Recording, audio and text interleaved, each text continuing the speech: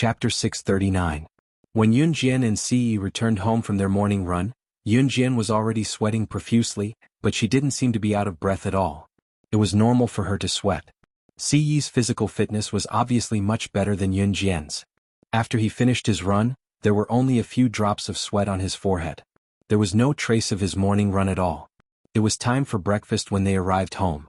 Gu Junjian, who had gone to the army, was also sitting at the big dining table. There were several bowls of porridge on the table. Other than Yunyi's portion, everyone had a portion. There was also a small bowl of pickled mustard beside each bowl of porridge. Yunjian was already hungry, so she walked over with Ce. "Xiaozhu, are you done? We can eat now." Qin Yiru shouted towards the bathroom. Xiao Yunzhu immediately responded, "Mother Qin, I'm coming." As he spoke, Xiao Yunzhu had already washed his hands and was skipping out of the bathroom. "Sister, brother Ce." Seeing Yunjian and Ce, Xiao Yunzhu shouted happily. Children didn't deliberately remember things. Xiao Yunzhu had already forgotten everything that had happened yesterday. At this moment, Xiao Yunzhu had even forgotten that Ce had hit Yunjian yesterday. He was already skipping over to Ce.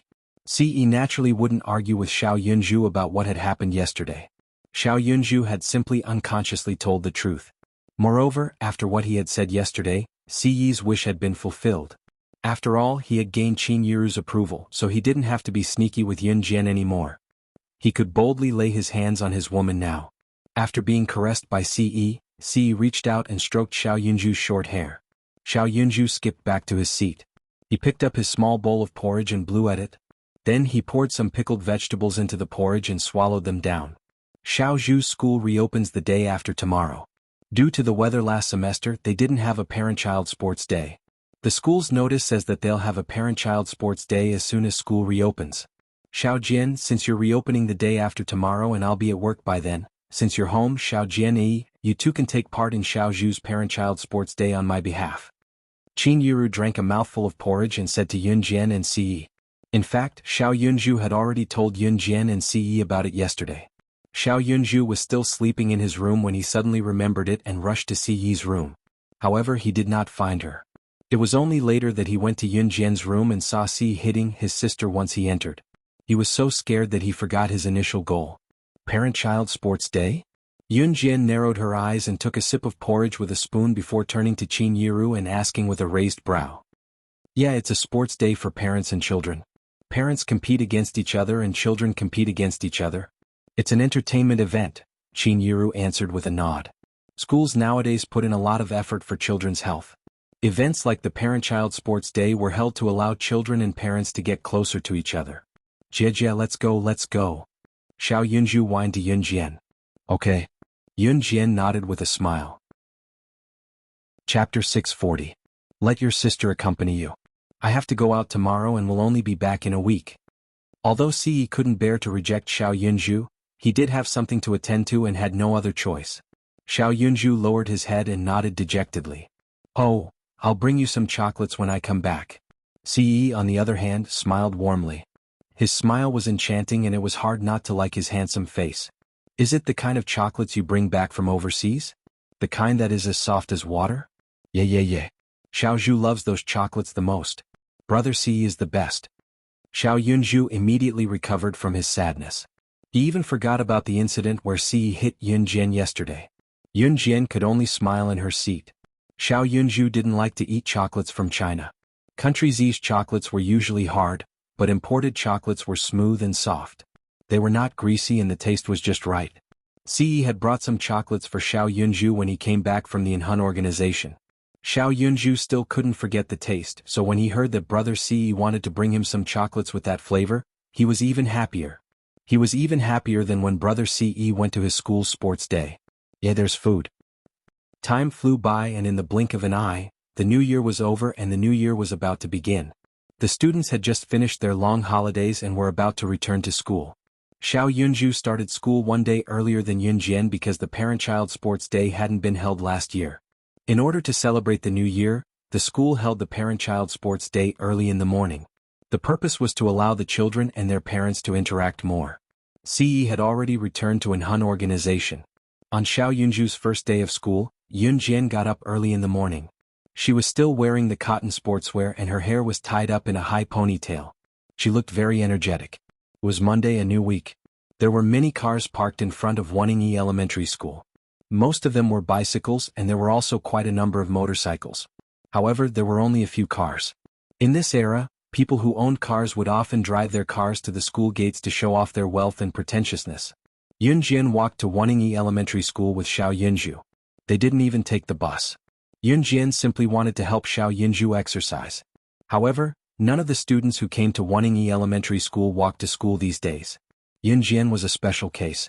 In addition, Yunjian's clothes were not very fashionable. Although it was a parent-child sports day, who else would wear sportswear other than Yunjian? Which female parent at the scene wasn't dressed up beautifully? The male parents were dressed neatly. They must have picked out the best clothes at home to wear. In a place like Wuning Elementary School, if the school held an event to invite parents, most of the parents would dress up beautifully. Only Yunjian was wearing sportswear without a brand. She held Xiao Yunju's hand and walked to the door of Xiao Yunju's classroom. At the door of Class 1. Yunju ran into the classroom as soon as he reached it. Yunjian stood at the door and looked in through the corridor window. There were already many parents standing in the corridor, all of them dressed beautifully. Chapter 641. The parents who were dressed to the nines liked to group together and point fingers at others. Of course, Yunjian did not mind. There was only one person who was concerned about Yunjian's whereabouts. There was a classmate in Xiao Yunju's class named Wang Ba who had framed Xiao Yunju for stealing his candy. Wang Ba had even asked his mother to seek justice from Yunjian. Xiao Yunju's class teacher had the surname Lu, and teacher Lu had helped Wang Ba to speak up against Xiao Yunju. They had only given up after checking the surveillance footage. Wang Ba's mother had asked her husband, Wang Wugue, to flaunt his wealth to Yunjian. In the end, it was Ce and Zhang Jifan who was managing new crews on behalf of Yunjian who stepped in. Wang Ba's mother was so shocked that she was speechless. This time, Xiao Yunju's class was having a family sports day and Wang Ba's mother was there too. As for Wang Ba's father, Wang Wugue, he could not come because the company had officially started work. Of course, Yunjian's appearance made Wang Ba's mother, who was flaunting to the parents in the corner who knew each other, pause. She was a little afraid of Yunjian's arrival. Back then, Yunjian had already scared Wang Ba's mother half to death when she swung her butterfly knife a few times. Especially when she found out that Yunjian was new cruise's director, Wang Ba's mother, who was standing in the corner, had already gulped a few times. Wang Ba's mother, what's wrong? Is there something over there? A woman in her 30s or 40s who was a full-time rich wife like Wang Ba's mother waved her hand in front of Wang Ba's mother, who was stunned. She was dressed like a young lady in her 20s. And nothing. Wang Ba's mother snapped back to her senses from Yunjian and shuddered. Yunjian was new cruise's director and she was here. She was here for the family sports day. Wang Ba's mother was reprimanded by her husband, Wang Wugue. If she were to meet Yunjian in the future, she must not offend her. Wang Ba's mother was a little afraid now. Wang Ba's mother, you were looking at that little girl over there, right? I really don't know whose parent she is.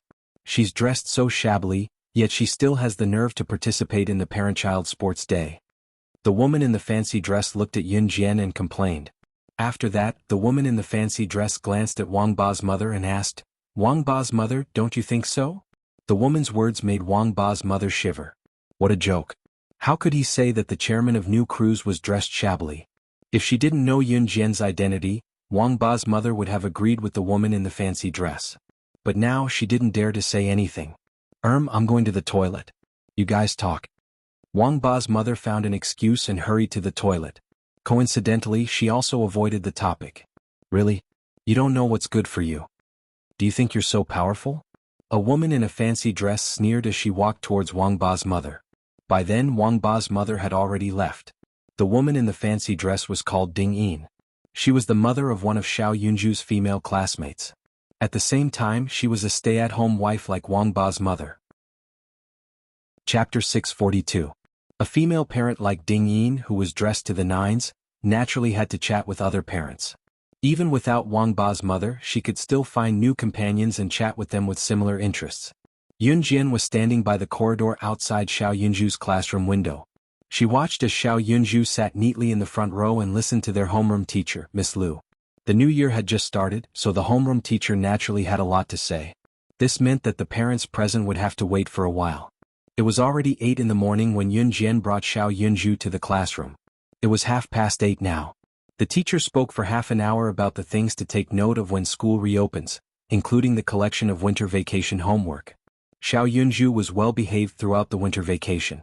He had already completed his homework, so he was rather confident when the teacher collected his homework. After collecting the homework, the teacher spoke a little more about school reopening before she stood on the podium in Xiao Yunju's classroom and announced the official start of the Parent-Child Sports Day. Xiao Yunju and the rest of his classmates cheered excitedly when they heard the announcement. For a moment, cheers like "yay yay yay," and "that's great" filled the entire building. Wanning Elementary School was a school that placed emphasis on the students' physical health. The school placed more emphasis on the interaction between parents and children. Therefore, the school often held activities like the Parent-Child Sports Day. Now, may the parents standing at the door please enter the classroom. I'll talk about the rules of the sports day. Miss Lu opened the classroom door and shouted at the parents in the corridor. Hearing the teacher's words, the parents in the corridor entered the classroom one after another and stood beside their children's seats. Once the parents entered the classroom immediately became noisy. The homeroom teacher, Miss Lu, stood on the podium and slammed the table as she shouted, "Quiet! Quiet down and listen to me." As soon as she finished speaking, she saw a familiar figure. Yun Jian walked in from outside the classroom. She walked straight to Xiao Yunju's seat and stood not far from the podium. Looking at Yun Jian, Teacher Lu couldn't help but recall how she had misunderstood Yunju and helped Wang Ba to scold Yunju. Later he even went to Yunju's sister Yun Jian to badmouth Yunju. In the end, the misunderstanding was cleared up. It turned out that Wang Ba had bullied Yunju, and the way Yun Jian swung the butterfly knife in front of him. At the thought of this, Teacher Lu couldn't help but tremble. She actually came too. "Sister." Xiao Yunju shouted happily when he saw Yun Jian walking into the classroom. Then, he obediently folded his hands and placed them neatly on the desk as he watched the teacher speak. "Hehe, you're Yunju's sister? Hello big sister, you're so pretty." Sitting next to Yunju was a pretty little girl who looked like a doll. She praised Yun Jian when she saw her and giggled at the same time. "Thank you, you're pretty too." Yun Jian nodded slightly. "Big sister, I'm Yunju's desk mate. My name is Duan Li. Everyone calls me Chestnut. You can call me Chestnut too.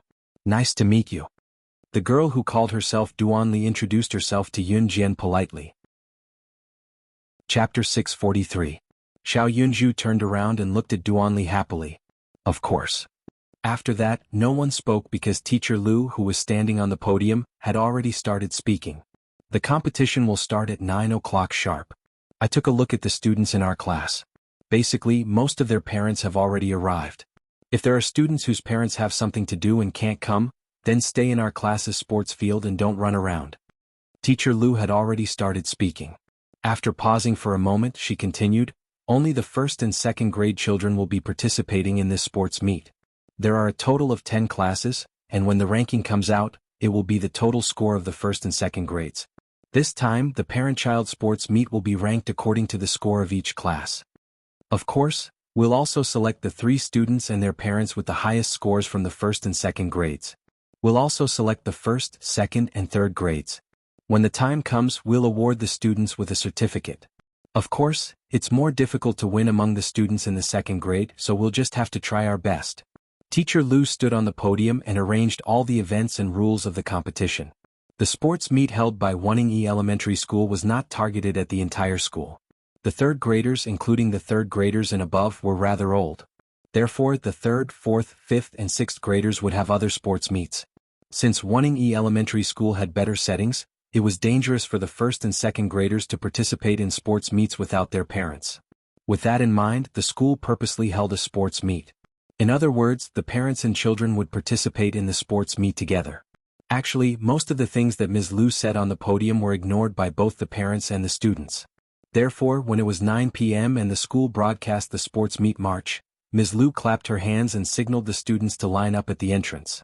The parents followed the students all the way to the school field. Wuxia Elementary School's field was a short distance away from the school building, but if they walked from here they would be able to walk around the surrounding buildings, so it was quite close. Wuxia Elementary School's field was huge. It looked endless, but it was actually just a standard 400m track. Most schools did not have plastic tracks at this time. They had primitive gravel tracks. As for the circles around the field, they were surrounded by protruding cement stones. However, they would not trip when one stepped on them. These things were only used to allow runners to see the size of the field and where the bends began and ended. However, the running track was indeed a standard 400 m track. It was measured by the people who built the track. Teacher Lu led the students to a corner of the field where the running track would not be blocked. The field was covered in grass. There was a light drizzle in the morning, so there was still some dew on the grass. Some parents saw their children about to sit on the grass, so they ran over to stop them. In their eyes, the lawn was very dirty. It had rained in the morning, so the ground was full of muddy water. Although it wasn't much, it would dirty their clothes. If her clothes got dirty, she would look even more inferior than others. Yunjian went over and plopped down beside Yunju. Chapter 644. Yunjian, who was sitting on the lawn, naturally heard Ding Yin's words. She just felt strange. She didn't seem to have offended anyone, did she? Yunjian only treated Ding Yin's words as wind that went in one ear and out the other. It didn't affect her at all. Sit down, children, sit down. Teacher Lu kept shouting, but the parents were indifferent. Some parents even pulled their children to prevent them from sitting on the lawn. There were no proper stools for them to sit on, but they had to sit on the lawn. In the eyes of some parents, this was a way to lower their status. Whether it was in this era or the modern era, there was a concept of wealth. Some people made friends not for friendship but for money. Of course, there were people who made real friends, but it wasn't common. Ding Yin was holding a little girl in a doll costume. Although the little girl's appearance wasn't bad, she was as vain as Ding Yin. Her head was full of little braids. Isn't that so? How come the school nowadays dares to accept just anyone? Standing beside Ding Yin, a woman who was also holding a little girl in her hand said to Ding Yin with a flirtatious tone. This woman was actually the same age as Ding Yin, but she looked much older. After all, Ding Yin wasn't bad looking, but compared to Yun Jian, Ding Yin's appearance was probably a lot worse. This woman flirted with Ding Yin because she knew Ding Yin, and Ding Yin's husband was her superior. Even if it was a flirtatious tone, Ding Yin felt very good. Not long after Yun Jian and Xiao Yunju sat down, Duanli walked over with her slender short legs. She also sat directly next to Xiao Yunju and said to Yun Jian, "Little sister, I have nowhere to go. Can I join you?" "Sure, sit down. My sister is very nice." Before Yun Jian could say anything, Xiao Yunju took the initiative to invite Duanli to sit next to him. Children were the most enthusiastic when they played with each other. Soon Xiao Yunju and Duanli started chatting. Yun Jian didn't think it was a bad idea. After all, children were the best companions in terms of age. "Yunju, I really envy you. You have such a nice sister." Duanli pouted. She held a small wooden stick in her hand and slid it on the ground. "My sister is really good to me, and so is brother Ce, mother Qin, Uncle Gu. They're all very, very good to me. Alright, if there's a chance next time, I'll definitely let you meet my big brother Ce." Xiao Yunju said happily. Sure. Duanli let out a big grin when she heard that. Students who are not accompanied by their parents, please do not leave your sports field. Now, students who are accompanied by their parents, please follow your parents to line up here. The sports meet is about to begin. Teacher Lu stood up and clapped her hands as she spoke to the students. "Chestnut, let's go line up," Xiao Yunju said as he stood up. Yun Jian also stood up. Duanli sat on the grass. When she heard Xiao Yunju's words, she suddenly lowered her head. At this moment, Yun Jian suddenly realized that Duanli didn't have any parents accompanying her. "My dad, he won't come." Duanli lowered her head. She forced herself to raise her head and said to Xiao Yunju, "You guys go. I'll be here cheering for you." Xiao Yunju was silent for 2 seconds. Although he was also a child, he could feel something. Chapter 645. What about you, Yunju? Duanli was overjoyed, but then she thought about what would happen to Yunju if his sister went with her. "I'm a man, it's okay if I don't go." "You go. Chestnut, I'll cheer for you at the finish line." Xiao Yunju looked at Duanli and said generously. But Duanli's doll-like eyes were about to burst into tears. She was touched, but she didn't dare to accept it. "It's okay, little Zhu has grown up. It's the same if I go with you." Yun Jian couldn't help but rub Duanli's head. She had to admit that even though it was her first time meeting Duanli, she was filled with joy. Thank you, Yunju, and thank you too, big sister." Duanli rubbed her eyes that were about to burst into tears. She accepted the kindness happily. For Duanli, she hadn't had any parental love since kindergarten. Her mother had passed away, and her father was an alcoholic who drank every day. She also had a 6-year-old sister who was in kindergarten. Therefore, Duanli had been very obedient since she was young, because she had to take care of her sister. However, her father liked to beat her and her sister whenever he drank. Little Duanli had never experienced a father's love. She was only 7 or 8 years old, but she was very obedient and took care of her sister. Sometimes her father would beat her half to death when he was drunk. As for the school activities that required parents to come, Duanli's father never attended, so she didn't ask for it. If it weren't for the relevant department forcing Duanli's father to send Duanli back to school, Duanli wouldn't be here now. Therefore, when Xiao Yunju said that he would give his sister to her and let his sister accompany her to the competition, Duanli was very eager but didn't dare to accept his kindness. However, under the persuasion of Xiao Yunju and Yunjian, Duanli accepted Yunjian's kindness. Little Zhu, tell the teacher that I'm going to the washroom. Your sister Lan Su is nearby. I'll make a call to see if your sister Lan Su can rush over. Yunjian suddenly remembered that Lan Su lived near Wenyi Elementary School, so she spoke to Xiao Yunju. Is Sister Lan Su nearby? Could he make it in time? If Sister Lan Su comes, then you can go with Chestnut and Sister Lan Su can go with me.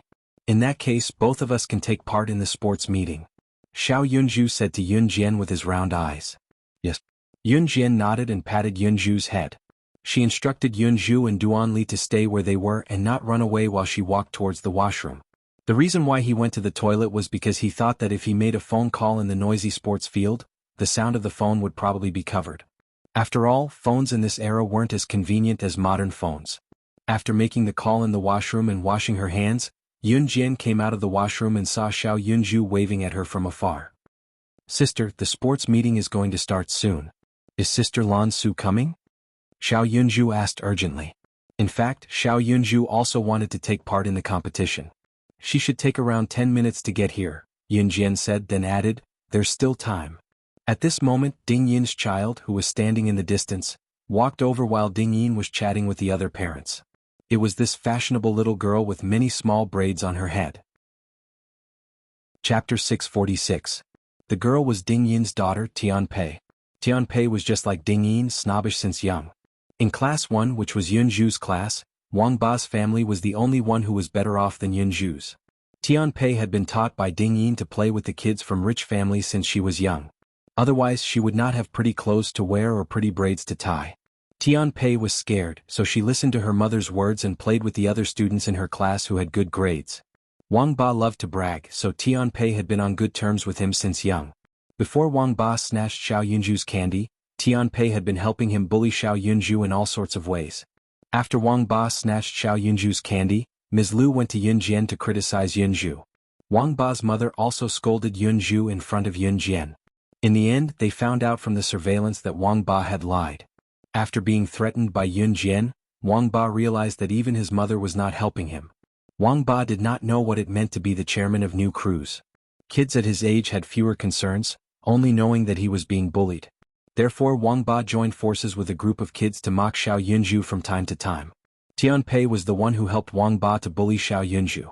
However, Xiao Yunju was not a pushover. After being scolded for a long time, Xiao Yunju did not take their words seriously.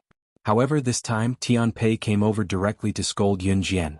This girl who was dressed rather prettily was speaking so blatantly to her younger brother the moment she came to her. Was she not exposing Yunju's shortcomings? Yunjian immediately shielded Xiao Yunju and Duanli behind her. She then glared at Tianpei coldly and said, "Get lost." Yunjian did not want to say a single word more to him. As the saying went, like parents like children. Yunjian had never been the kind of person who liked to meddle in other people's business, but she couldn't stand by and watch her people bully her brother. Yunju was her younger brother whom she had finally found after much difficulty. He meant a lot to her, so she would not allow anyone to bully him. You shameless woman. You're the one who bullied Wang Ba. He's already told me. Just you wait. Mom and I will definitely win the competition later. When the time comes, I'll be waiting for you to cry and beg us. Tianpei was really shocked by Yunjian. However, Tianpei was a little girl with a lot of guts. She came back this time purely to show off her power to Yunjian. As soon as she finished speaking, Tianpei was so frightened that she ran back into her mother's arms. Yunjian just thought it was ridiculous. Sister, don't be angry. Just pretend that they don't exist.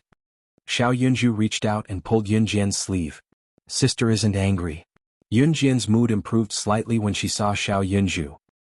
Just as Xiao Yunju was obediently letting Yunjian stroke his head, he suddenly pointed at the entrance of the field and exclaimed, Sister, isn't that brother Adam?" Yunjian turned her head and saw that Adam, who was wearing a cool black top and denim pants, had also seen them and was walking over. Yunjian was a little surprised. Adam walked up to Yunjian quietly and said to Yunjian softly, "Young madam, young master asked me to come over. He can't leave right now, so he asked me to come over and listen to your instructions." Ce couldn't come over herself, so she asked Adam to come over and see if he could help. Ding Yin, who was watching from afar, watched the handsome Adam walk up to Yunjian.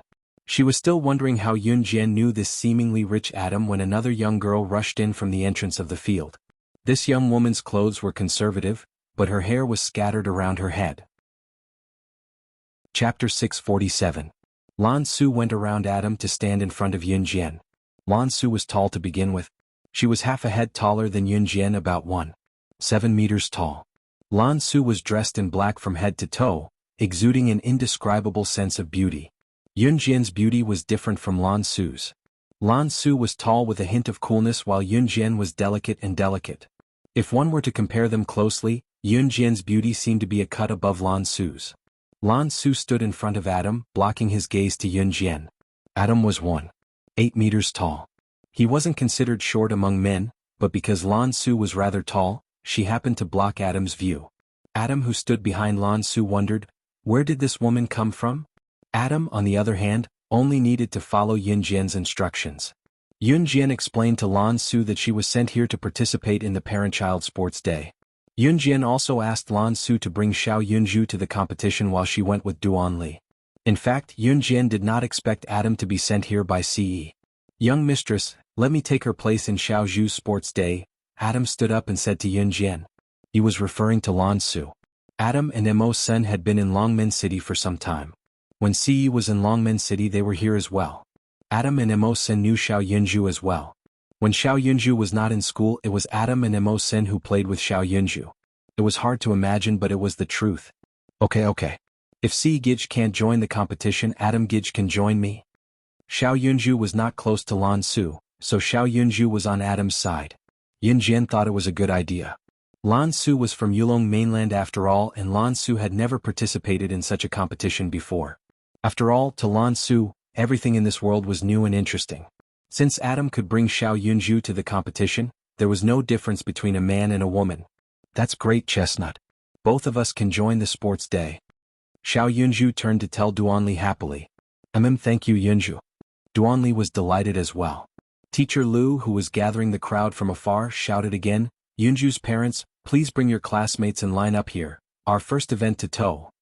Teacher Lu shouted from afar. Lan Su stood in place and said to Yunjian, "Yunjian, I'll wait for you here." Yunjian nodded and pulled the two lively children Xiao Yunju and Duan Li towards the teachers. Adam glanced at Lan Su with a squint from the side before he went to Yunjian. The first event was a competition of physical strength, commonly known as running. However, the events of the parent-child race were different. Usually, people ran straight away. The rule of the first event was that parents had to run with their children. Xiao Yunju's class was in the first grade. There were 5 classes in the first grade. The number of parents in each class was not large. Most of the parents could not participate in the parent-child sports day because of work. Xiao Yunju's class had basically all the parents in the class. This was a special case. The first event was for parents to carry their children and run 400 meters back to the finish line as soon as the whistle sounded. All the parents in the first grade from the 5 classes ran together. The final ranking was announced. When all the parents in the first grade stood at the starting point and carried their children, they were a little nervous. After all, they had graduated for so many years and had not exercised like they did when they were students for a long time. Only Yunjian was carrying Duan Li and Adam was carrying Xiao Yunju. They were not nervous at all. Chapter 648. In front of a group of rich ladies, Ding Yin was considered a respectable person. Even Wang Ba's mother was not as respectable as her. Ding Yin's husband was a high-ranking official, so it was very useful for these rich ladies to make friends with Ding Yin. Therefore, Ding Yin was quite confident in front of a group of rich ladies. Being praised by the rich lady next to her, even a group of parents who didn't know her turned to look at Ding Yin. Ding Yin was even more confident, but she looked at Yunjian with disdain. Then Ding Yin replied confidently, as if she didn't treat the rich lady who was trying to be nice to her as a human being. "It's okay. It's a marathon. Isn't it all about perseverance?" The 400-meter dash is different. It requires physical strength to sprint all the way. What Ding Yin said was true, but the way she said it made the people around her unhappy. However, no one bothered to argue with Ding Yin or talk to her again. Of course, they didn't exclude the rich lady from just now. The rich lady who spoke just now obviously wanted to curry favor with Ding Yin, so she said again, I can't even carry a child. So I can't even run anymore. Now that I'm carrying a child, I can't even run anymore. But for a competition like this, I don't want to be ranked. Ding Yin, I think you can do it. Don't you work out in that gym every day? I think there's no doubt that you'll be the first place today. I guarantee it'll be you. The rich lady simply wanted to curry favor with Ding Yin, so she told her that Ding Yin worked out in the gym. Parents in this era liked to compare themselves. And in this era where the average income was not particularly high, people who could spend money to work out in the gym were symbols of the rich. It's my first time running with a child in my arms, but it's more than enough for me to compete with ordinary people. Ding Yin smiled slightly. She didn't have the slightest bit of modesty. Instead, she had the intention to show off. Most of the people present were disgusted by her words. Even the rich lady didn't say anything after that.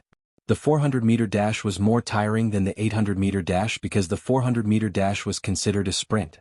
A 400-meter dash required sprinting all the way. Even a normal 400-meter dash was very tiring, let alone carrying a child. Of course, the school did not require speed.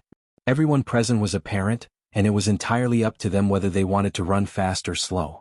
Of course, there was no lack of male parents who insisted on driving the whole team to speed up in order to show off. Parents, please get ready.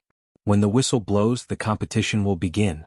A teacher standing at the front of the group whistled and waited for the parents to quiet down before speaking up. At this time, every parent and the child in their arms had a sports number tag hanging on their chest. Hearing the referee's words, the parents standing in place became a little nervous. Yun Jian was carrying Duan Li, Adam was carrying Xiao Yunju, and Adam was standing at the side. At this moment, Yun Jian and Adam didn't even have the slightest bit of fear in their hearts. Although Ding Yin spoke well, she was still very flustered in her heart. Everyone get ready. As soon as the referee blew the whistle, the parents standing at the starting line rushed out with their children in their arms. In fact, such an event was quite interesting in everyone's eyes. Therefore, under the tense atmosphere, everyone ran with all their might. The 400-meter dash wasn't suitable for jogging at the beginning. Therefore, all the parents strode forward with all their might. Ding Yin rushed to the front with her daughter, Tianpei, in her arms. She was smug that she ran faster than some of the male parents. But in the next second, Ding Yin suddenly felt a figure overtake her like a bolt of lightning, rushing forward as fast as the wind. The teachers who were watching from the starting line were also shocked by the thin figure who suddenly overtook everyone and ran at the front. Chapter 649. Mom, they overtook us. Run. Hurry. After being overtaken by Yun Jian, Ding Yin's daughter, Tianpei, couldn't accept it. Tianpei buried herself in her mother's arms and struggled with all her might. Ding Yin herself wasn't convinced either. Hence, without Tianpei's reminder, Ding Yin ran with all her might. However, the more she ran, the more strenuous it became. The further she ran, the greater the gravity on her feet. Before Ding Yin could regain her senses, another figure overtook her. Adam didn't run with all his might at first. He was carrying Xiao Yunju, so it could be considered easy. However, after Adam overtook Ding Yin, he began to chase after Yun Jian. However, Adam didn't dare to overtake Yun Jian. He only followed behind Yun Jian. What a joke. If the news of him overtaking young Madam were to spread to his young master one day, he would be killed. Moreover, if Adam really wanted to overtake Yun Jian, he felt that he couldn't because Yun Jian's running speed was abnormally fast. The sun shone down diagonally. The morning sunlight was very abundant. However, this 400-meter track seemed to be opened only for Yun Jian and Adam. Ding Yin ran with more and more difficulty. She gradually slowed down. Although she worked out in the gym all year round, Ding Yin's physical strength didn't increase. She might be a little stronger than some male parents, but her physical strength couldn't compare to Yun Jian and Adam. Seeing that Adam overtook her with Yun Zhu in his arms, Tianpei's missy temper immediately flared up. Ever since she was young, she had everything. She could get whatever she wanted. There was never anything that Tianpei couldn't get. Moreover, after playing with Wang Ba for a long time, their personalities were more similar. Tianpei started to throw a tantrum when she saw Adam carrying Xiao Yunju and easily catching up to Yun Jian. Tianpei was held in Ding Yin's arms. She struggled desperately and cried, No, I want to be first, I don't want to be overtaken by Yunju. I don't want to. Mom, hurry up, hurry up. As she spoke, Tianpei used her sharp fingernails to grab Ding Yin's clothes. Ding Yin had been bragging at the beginning, but now that she had been surpassed by Yun Jian and Adam, her mood was already very complicated. In the end, when Tianpei made such a fuss in her arms, Ding Yin's mood immediately worsened. Tianpei, stop right there. Stop messing around. Ding Yin immediately roared at Tianpei. Tianpei, who was startled by the roar, started to make a scene even more fiercely. Tianpei had the personality of a rich young lady. At the same time, she was also very stubborn. Therefore she hit and made a scene at Ding Yin. She did not care about her mother's ability at all. She was determined to achieve her goal. Ding Yin was originally still running, but when Tianpei made such a fuss, she immediately became irritated.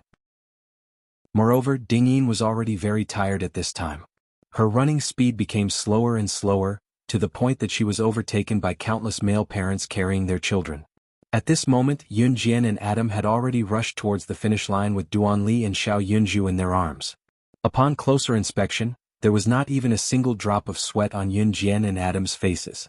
Duan Li and Xiao Yunju were very happy. They held hands and jumped in circles, shouting, "We won!" and other things like that. Yun Jian only smiled slightly. As for Ding Yin, when she reached the finish line while arguing with her daughter, she was already in the 20th place. As a result, the words that Ding Yin had boasted in front of all the parents were instantly proven true. Many parents hid in a corner and secretly laughed at her. Chapter 650. After the parents of the second graders finished competing, the first segment of the competition ended and the morning competition came to an end. After the morning competition ended, Yun Jian, Lan Su, and Adam went to a nearby noodle restaurant for lunch. They ordered a bowl of pickled vegetable ramen. The pickled vegetable ramen was delicious. After Yun Jian and the other two finished their lunch and returned to Wanningyi Elementary School, the afternoon competition began. Xiao Yunju and the others had lunch at school. There were 3 major competitions for the Parent and Child Sports Day. The first was the Parent and Child Sports Day, where the parents carried their children as they ran. This competition ended in the morning. The second competition had nothing to do with the parents. The second competition was between the students themselves. The third competition was between the parents and the other parents. The second competition was open to all students and the parents could watch from the side. For this competition there was a 20-meter distance. The students would jump back and forth using frog jumps to see who was faster and who scored higher. The scores were all calculated by the school, so it was absolutely fair. Yun Jian brought Xiao Yunju and Duan Li to the queue to wait. Because the frog jumps were open to all students and only a few students' scores could be registered at a time, it was more time-consuming. Therefore, the third competition for the parents was also held at the same time. Yun Jian brought Xiao Yunju and Duan Li to the second round of frog jumps to register. Xiao Yunju and Duan Li said that they did not need her to accompany them. At this moment, Yun Jian turned around and went to the third round of parent competitions with Adam. The afternoon sun was scorching. Lan Su was holding an umbrella and was sitting on the lawn looking into the distance. As she looked around, she spotted Yun Jian out of the blue and broke into a smile with her usual icy face. At this moment, Yun Jian had already walked forward. At the place where Lan Su was looking, Adam's figure appeared. She moved away without a trace. Xiao Yunju and Duan Li were standing beside a flower bed, waiting for the teacher to register. Both of them had sports number tags on their chests. At this moment, there were still many students in front of them who were participating in the frog jump. Xiao Yunju and Duan Li listened to Yun Jian's words and held hands so that they wouldn't get separated. Duan Li blinked her adorable eyes. She stole a glance at Xiao Yunju and said, "Yunju, that man is so beautiful. Is he the sea you were talking about?" Children would ask whatever they thought of. Even though Xiao Yunju had called out to Adam as Big Brother Adam, when they first met, Duan Li definitely wouldn't intentionally remember it. No, Big Brother CE is even better looking than Big Brother Adam. When Big Brother CE comes back, I'll definitely let you meet him, Xiao Yunju said. Duan Li blinked and nodded. At this moment, a beautifully dressed girl with many small braids on her head walked over. When the girl walked over, she walked up to Duan Li without saying a word. She reached out and pushed Duan Li to the ground. Duan Li and Xiao Yunju were originally holding hands because of Yun Jian's words. However, when the girl pushed Duan Li, she fell and their hands broke. "What are you doing?" Xiao Yunju looked at Tianpei, who had suddenly appeared in front of him. He suddenly felt a surge of anger and roared at Tian Pei. Who told you to beat me? You deserve it. Tian Pei spat at Xiao Yunju. Then she scolded Duan Li, you pitiful worm without a mother. You can only rely on others to win. Shame on you. Shameless. Tian Pei knew that she couldn't beat Yunju. Even Wang Ba from their class couldn't beat Yunju. Therefore Tian Pei pushed Duan Li, who was closer to Yunju, away. Hearing Tian Pei's words, Duan Li lowered her head. Chapter 651. When Tian Pei was pushed to the ground by Xiao Yunju, she immediately started wailing. Tian Pei was a strong-willed girl. She didn't cry and just kept screaming. However, no one paid her any attention. Even the teachers didn't dare to step forward. Some of them pretended not to see Tian Pei screaming. After all, it was fine as long as the child didn't cry. The reason why the teachers didn't dare to step forward was because they had all seen what had happened during the competition. Tian Pei had yelled and screamed in her mother's arms when she hadn't gotten first place. She had even hit her own mother. To the teachers, this kind of student was the scariest. After all, if such a student went over to help, she might not be able to explain herself and might even hit the teachers. Xiao Yunju snorted at Tian Pei, who was pushed to the ground by him. He walked over to hold her hand and continued to line up. Xiao Yunju was actually quite strong. Back then Wang Ba had a strong body and asked Xiao Yunju for candy. Later Xiao Yunju refused to give it to him and Wang Ba snatched it from him. In the end, Xiao Yunju pushed Wang Ba's fat body to the ground. Xiao Yunju was quite strong. Seeing that Yunju pushed her down and left, Tian Pei stopped yelling and could only get up on her own to join the queue with her tail between her legs. Yun Jian and Adam arrived at the venue of the third event. The three events set up by Wuning Yi Elementary School were very interesting. The first event was a parent-child run. Parents and children participated in it together. The second event was a frog jumping competition between children and children. The third event was a hula hoop competition. This event was specifically targeted at parents. The school's intention was that as long as the children's competition was complete, the parents' entertainment couldn't be neglected. Moreover, this sports meet was prepared for the children and parents. Of course, it should be as fun as possible. Yun Jian and Adam soon arrived at the venue of the third event. It was only when they arrived at the venue of the third event that Yun Jian and Adam realized that the third event was hula hooping. Yun Jian pursed her lips. She had learned a lot of things in her previous life, but she had never spun a hula hoop before. Although Yun Jian knew how to play with hula hoops, she had never touched one before. To be honest, she didn't care about the kosher mercenaries and came to this place to play hula hoop. Snake, Lizard and the others knew about this. Their jaws would probably fall off from laughing. Adam looked at the row of prepared hula hoops, pointed at himself and asked Yun Jian, young madam, can I get her to spin this for me? He didn't know what Lan Su was called, so he could only use she instead. No. Yun Jian cast a sidelong glance at Adam and immediately rejected his words. What a joke. Asking Lan Su to spin the hula hoop. Lan Su came from the Yulong mainland. She probably didn't even know what a hula hoop was. How could she spin it? Adam swallowed his saliva, but he could only listen to Yun Jian. He didn't forget how young master instructed him to listen to young madam's arrangements. If he dared to disobey, he would be waiting for the cruelest punishment from an Hun organization. Yun Jian and Adam each picked up a hula hoop. Ding Yin, who was standing not far away, happened to see this scene. She could tell at a glance that it was Yun Jian and Adam's first time playing this. Therefore, before the competition started, Ding Yin walked over. As she walked, she sneered at Yun Jian and Adam. Yo, is this your first time playing this? That's a pity. But coincidentally, I know how to play this and I'm very familiar with it. Why don't I teach you? Chapter 652. While Ding Yin was speaking, Adam had already put the hoop on his head awkwardly. He put it down and hung it on his waist. This scene was strange no matter how one looked at it. As one of the 4 leaders of the Hun organization, Adam, who could intimidate a large group of businessmen and politicians and make countless people bow down to him, was actually playing hula hoops here. If this were to be spread out, it would probably make others laugh until their teeth fell off. We don't know each other well. Yun Jian glared at Ding Yin. She knew Ding Yin's motive. She wanted to see her make a fool of herself. Ding Yin had been watching her for a long time. If she couldn't see through Ding Yin's eyes, then her years as a secret agent in her previous life would have been for nothing. Ding Yin sneered at Yun Jian in her heart when she heard Yun Jian's words. However, she still had a smile on her face. Don't be like this. We're all classmates. I'm just helping you. You don't know how to play this. This is how it should be played. As she spoke, Ding-Yin took the hula hoop off her head and placed it on her waist with one hand. Then Ding-Yin grabbed the hoop with both hands. She suddenly let go and her waist started spinning with the hoop. Like this. Just spin it. Follow me, Ding-Yin said in a disdainful tone. Then she glanced at Yun-Jian from the side and said in disdain. Ding-Yin's figure wasn't particularly slender. After giving birth, her figure had grown even more out of shape. Therefore, the way Ding-Yin spun the hoop looked like she was secretly laughing. After all, the competition hadn't started yet. She was already spinning the hoop. Yun-Jian found it funny, but she didn't say it out loud. Parents, the competition is about to start. Please get ready, the teacher said.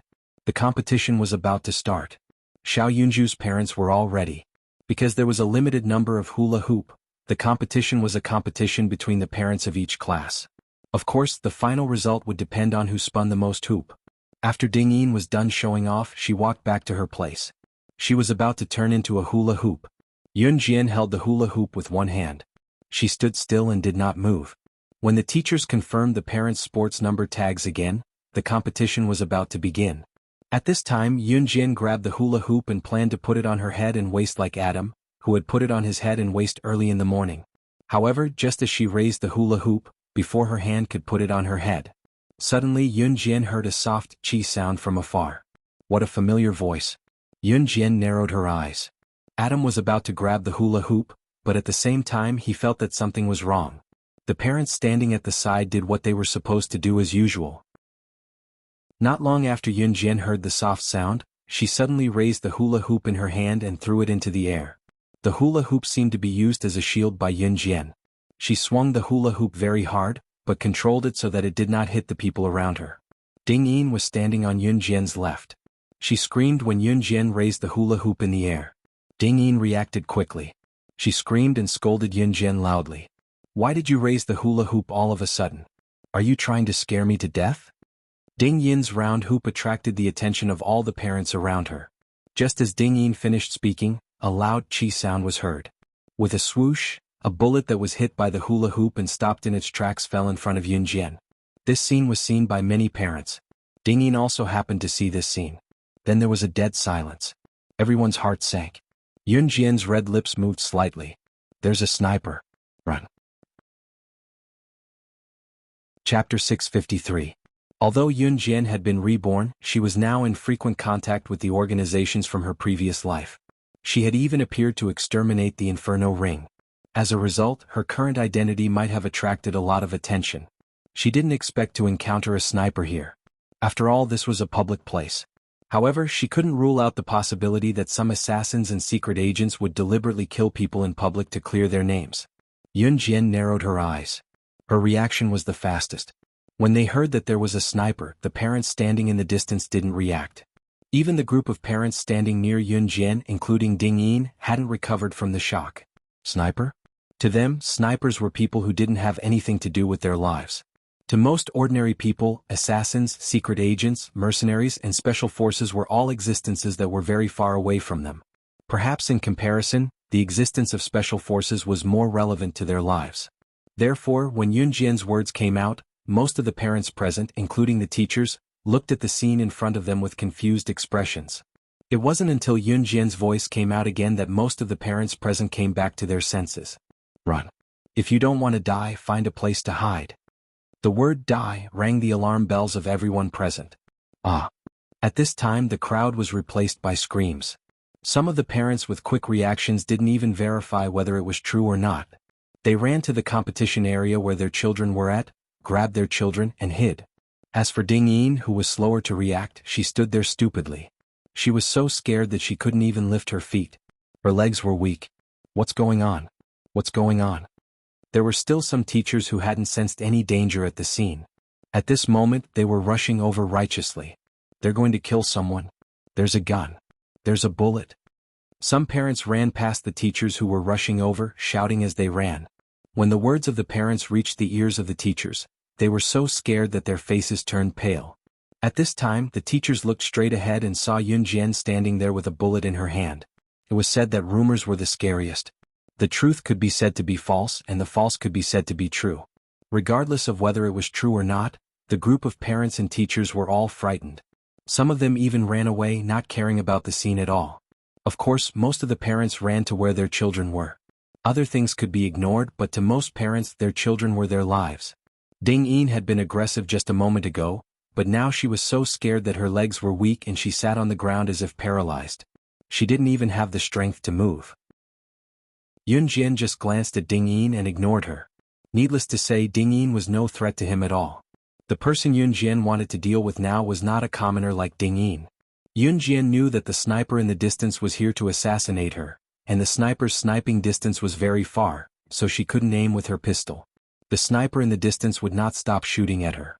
More importantly, Yun Jian believed that since someone wanted to assassinate her, the other party would definitely not send just one sniper to assassinate her.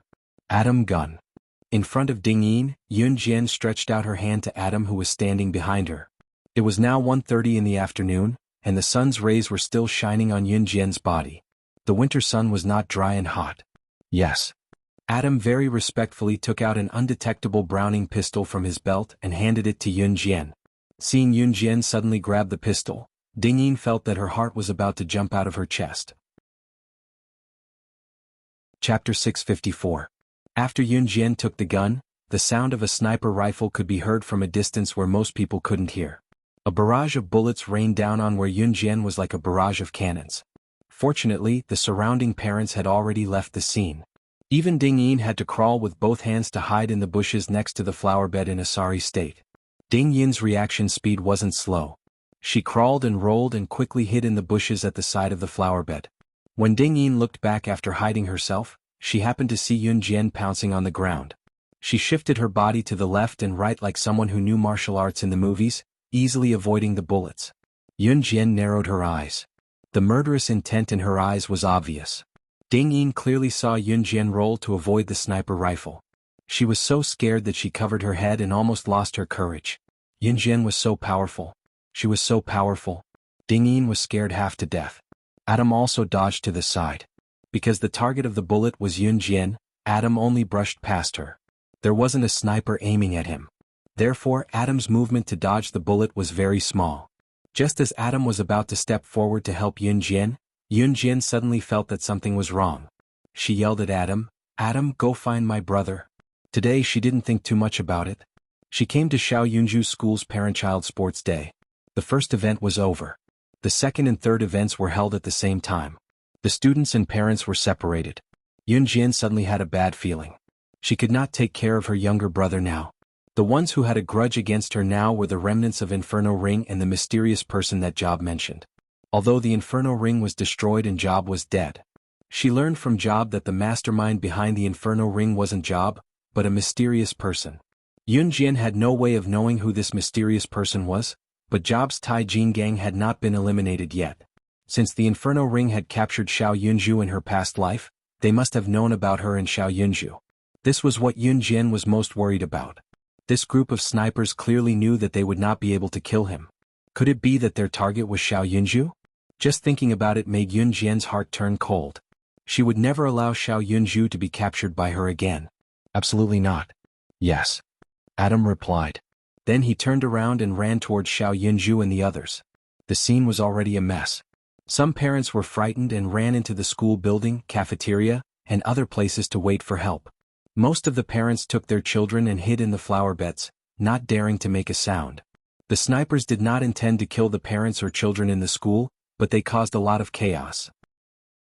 After Yun Jian dodged the barrage of bullets from the snipers, she took advantage of the time when the snipers were reloading their sniper rifles to run towards Xiao Yunju like a rocket.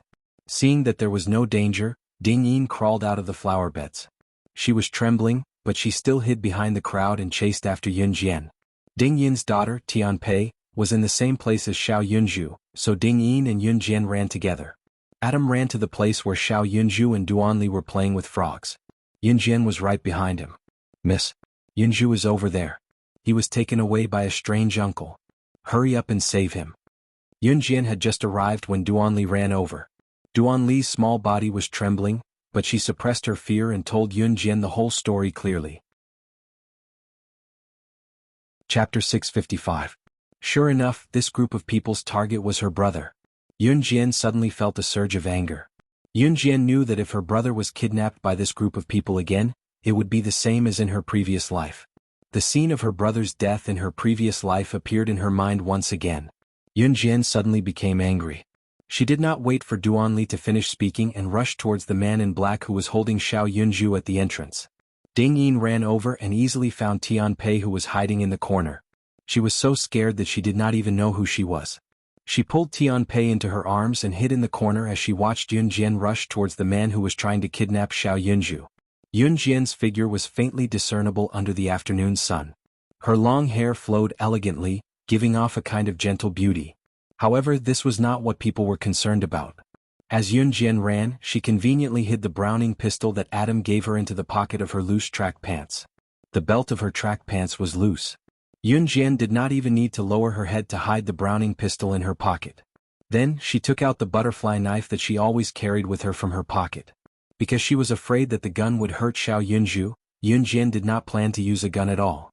Yunjian opened the butterfly knife. She bit the butterfly knife by her mouth and ran forward with both hands. This butterfly knife was newly bought by Yunjian. It was different from the one she used to destroy the Inferno ring. Yunjian had already thrown away the butterfly knife that she picked out from the army. This was because the previous butterfly knife was stained with the blood of the Inferno ring. Usually, after Yunjian killed someone with a butterfly knife, she would change it. This was because she felt that a knife stained with other people's blood was not clean. However, the knife in Yunjian's hand was new. Therefore, she was not afraid that it would be dirty when she bit it. Yunjian bit the butterfly knife.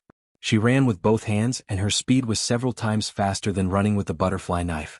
Everyone who stood afar, Ding Yin, Tian Pei, Wang Ba's mother, Duanli, Adam who stood where they were, and Lan Su who came later, saw her sprinting like the wind. This was probably the fastest running speed Yunjian had ever run in her life. Yunjian continued to walk forward. Her eyes were glowing red and filled with murderous intent. Even the man who was carrying Xiao Yunju sensed it.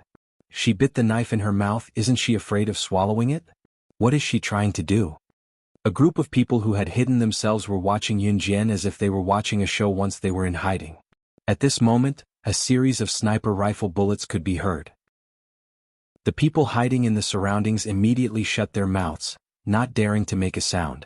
However, they also realized that the bullets were all aimed at Yunjian. Yunjian narrowed her eyes. She bit the butterfly knife, rolled forward twice, jumped up and continued to chase after the man. The sniper rifle continued to fire. Even some of the parents who were hiding and watching the situation could see it. This group of snipers' target was Yunjian. Yunjian's action of rolling to avoid the bullets stunned everyone present. After all, no one dared to compete with bullets in terms of speed. However, Yunjian dared. Not only did she dare, but she also dared to chase after someone under the sniper's fire. Yunju was taken away by the bad uncle. She deserves it. It's best if she dies. Suddenly, a girl's voice came from afar. Although Yunjian was running, she heard it clearly. The voice came from Tian Pei. Chapter 656. Tian Pei's voice was loud and clear. It was the kind of voice that could be heard by most of the people present. This included Yunjian, who was still dodging the sniper's bullets and chasing after the man who wanted to kidnap Xiao Yunju. Yunjian's eyes darkened when she heard Tian Pei's voice. If Xiao Yunju heard Tian Pei's voice, even though Xiao Yunju said that he didn't care, Yunjian knew that he definitely cared. When that happened, she would be depressed and sad. In her previous life, when Yunjian found Xiao Yunju, his biological parents were already dead. Xiao Yunju was an orphan at that time. To Xiao Yunju, saying that he didn't have parents was worse than saying that he was stupid. Moreover, Tian Pei even cursed Xiao Yunju. She said that she wanted to kidnap Xiao Yunju's man and beat Xiao Yunju to death. In her previous life, the scene of Xiao Yunju's head being cut off surfaced in Yunjian's mind. Yunjian was furious and ran faster. The sniper's bullets rained down on Yunjian. Yunjian was attacked from behind, but she dodged left and right. In just a few seconds, she had caught up with the man from a distance of tens of meters. Oh my God! That little girl is running too fast. And she's running through bullets. I feel like I'm watching a movie. This doesn't make sense. Some of the parents who had hidden themselves well began to chatter incessantly. Of course, there were still some who were afraid, but it was much less than before. Therefore, most of the parents had already realized that these snipers were only targeting Yunjian. At this moment, it had only been 20 seconds since Yunjian saw the man and chased after him. I'll go help. Adam frowned and was about to go forward. Although Yunjian was quite skilled, if Yunjian lost a strand of hair in front of him, Adam estimated that he would appear in the Amazon forest next week. The Amazon forest was a tropical forest where poisonous insects, snakes, and scorpions coexisted. It was the largest forest in the world. There were many types of flora and fauna there. It was known as the world's flora and fauna kingdom. However, if a person was thrown there, his life would be in danger at any time. Adam only remembered that when he and Mo-sun were training, they were thrown into the Amazon forest by Ce to fend for themselves. He had almost lost his life a few times before he was able to train to this level. Although Adam wouldn't lose his life there if he really let Yunjian get hurt in front of him, he estimated that he would appear in the Amazon forest next week. Moreover, he didn't prepare any tools for him and went into battle alone. Adam dared to guarantee that their young master would definitely do this for Yunjian. No need, Lan Su suddenly reached out and stopped Adam from moving forward. She said, she can do it herself. She was the witch god of Yulong continent. How could she not be able to handle such a small matter? Just as Lan Su's voice fell, a voice rang out. Yunjian was already right in front of the man. She pounced forward. Under everyone's gaze as she pounced forward, she extended her leg and kicked horizontally. At the same time, her mouth loosened and the butterfly knife in her mouth fell to the ground. Before the butterfly knife fell to the ground, she easily caught it with her right hand. She pounced forward again. When the man saw this, he was so scared that he quickly turned his head. However, Yunjian's explosive speed couldn't be underestimated. She was engulfed in anger. The hand holding the butterfly knife turned along with the man's head. Chapter 657. The man who was carrying the unconscious Xiao Yunju was clearly quite capable. Judging from his skills, he did not look like a second-rate killer. He could at least be considered a high-level killer. A high-level killer could kill 50 normal people. This was because a high-level killer's standard was similar to an advanced special forces soldiers. Of course, the advanced special forces soldiers here did not refer to people like Chu Ning and Chu Xiangnan who had earned the title because of Yunjian, but those who were truly capable. However, Chu Ning and the rest would become advanced special forces soldiers with real capabilities sooner or later. Usually, an official member of the advanced special forces who had undergone the most brutal training could take on 50 normal people alone. It was definitely not an exaggeration. However, such an existence had been killed on the spot by Yunjian with a stab to his temple. Leaving these profound questions aside, just the fact that Yunjian had killed someone was enough to scare everyone present out of their wits. Seeing someone kill someone in their imagination was definitely not as intense and shocking as seeing it in real life. Something like this had happened right in front of them, and the killer was the sister of their child's classmate from the same school. This feeling was definitely not as intense as they had imagined. After Yunjian killed the man, she carried Xiao Yunju back from the man's shoulder before he fell to the ground. Xiao Yunju had been knocked out by the man and was unconscious at the moment. After Yunjian carried Xiao Yunju, she did not even want the butterfly knife and retreated quite a distance from where she stood. Just as Lan Su reached out to stop Adam from helping Yunjian, Lan Su and Adam had already disappeared from where they were. No one present knew what Lan Su and Adam had gone to do, and no one wanted to find out. Yunjian hid behind a flower bed where the sniper could not aim. She checked Xiao Yunju from left to right and found that Xiao Yunju was only knocked out and was not a hindrance. It wouldn't affect the brain either. Just as Yunjian flashed into the flower bed with Xiao Yunju, the crowd had already exploded. Kill, kill, kill, kill, they're killing people. Someone was so frightened that he was trembling with fear, shouting and yelling at the same time. Then a large group of female parents screamed in fright. For a moment, the whole place was in an uproar. After all, everyone present was a parent and most of them were female. The male parents had already gone to work. For parent-child sports events, most of them were female parents. However, when they saw such a bloody scene, the group of female parents were so scared that they were trembling. Even their necks were trembling. Yunjian placed Xiao Yunju in the flower bed. "Miss, how is Yunju? Is he okay?" Just as Yunjian placed Xiao Yunju in the flower bed, Duanli had already rushed over from the other side. Yunjian frowned. She didn't see Lan Su and Adam, but she knew that they must have gone to deal with the sniper in the distance. So when Duanli ran over, Yunjian didn't stop her. "Chestnut, look after Xiao Zhu for me." Yunjian gently moved Xiao Yunju's head to Duanli's calf. "Okay." Duanli nodded heavily. Yunjian walked out of the flower bed.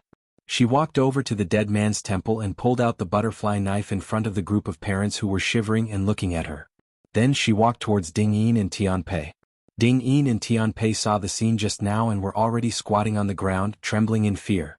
Both of them were indescribably terrified when they saw Yun Jian coming over. Swish! Suddenly Yun Jian threw out the butterfly knife. Ah! Ding Yin and Tianpei screamed at the same time. Chapter 658. Ding Yin and Tianpei had been squatting in the flower bed, not daring to come out. The butterfly knife that Yun Jian had thrown out had hit the ground right in front of Ding Yin and Tianpei, only a short distance away from their feet. The butterfly knife was still stained with the blood of the dead man, which had yet to coagulate. Now that the butterfly knife had been thrown by Yun Jian in front of Ding Yin and Tianpei, it had sunk 3 inches into the ground. This scene alone was enough to send chills down the spines of onlookers. Needless to say, the parties involved, Ding Yin and Tianpei, must be terrified right now. Mommy has blood. Oh. Tianpei's original stubborn temper had turned pale with fright at the scene in front of her. She howled loudly, trembling all over, tears streaming down her face. If Tianpei had the arrogance of a young lady at the beginning, then now she had lost all her dignity. She had even broken through her stubbornness, and her tears had even fallen. She was clearly terrified. Ding Yin was also scared half to death. How could she still care about her daughter Tianpei? Ding Yin was trembling all over.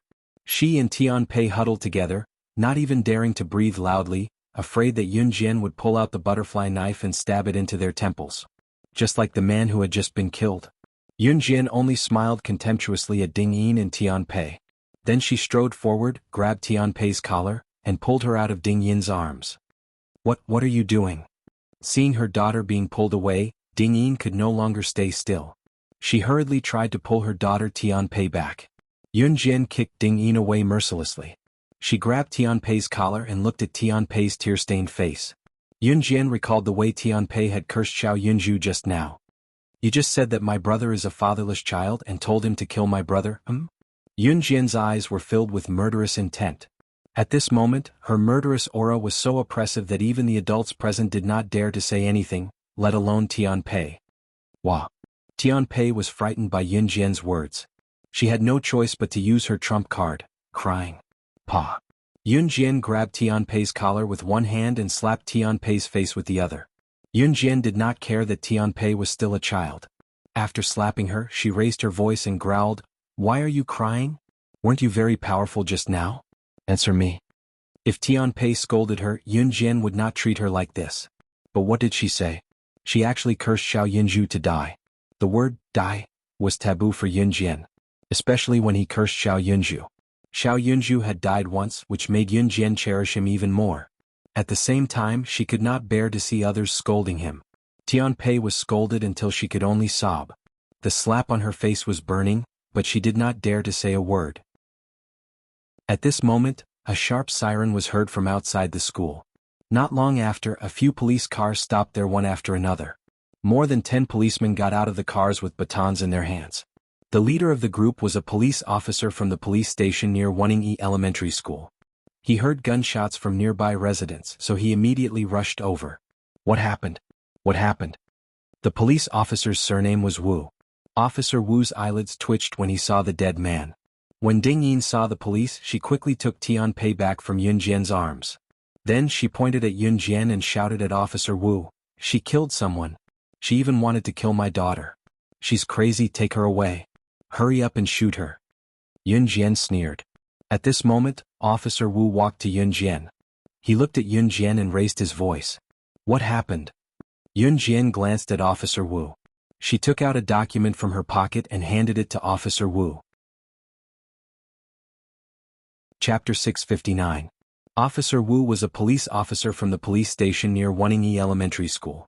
Perhaps Officer Wu was one of the higher-ranking officers in his station, but his status was nothing compared to the entire Longmen City.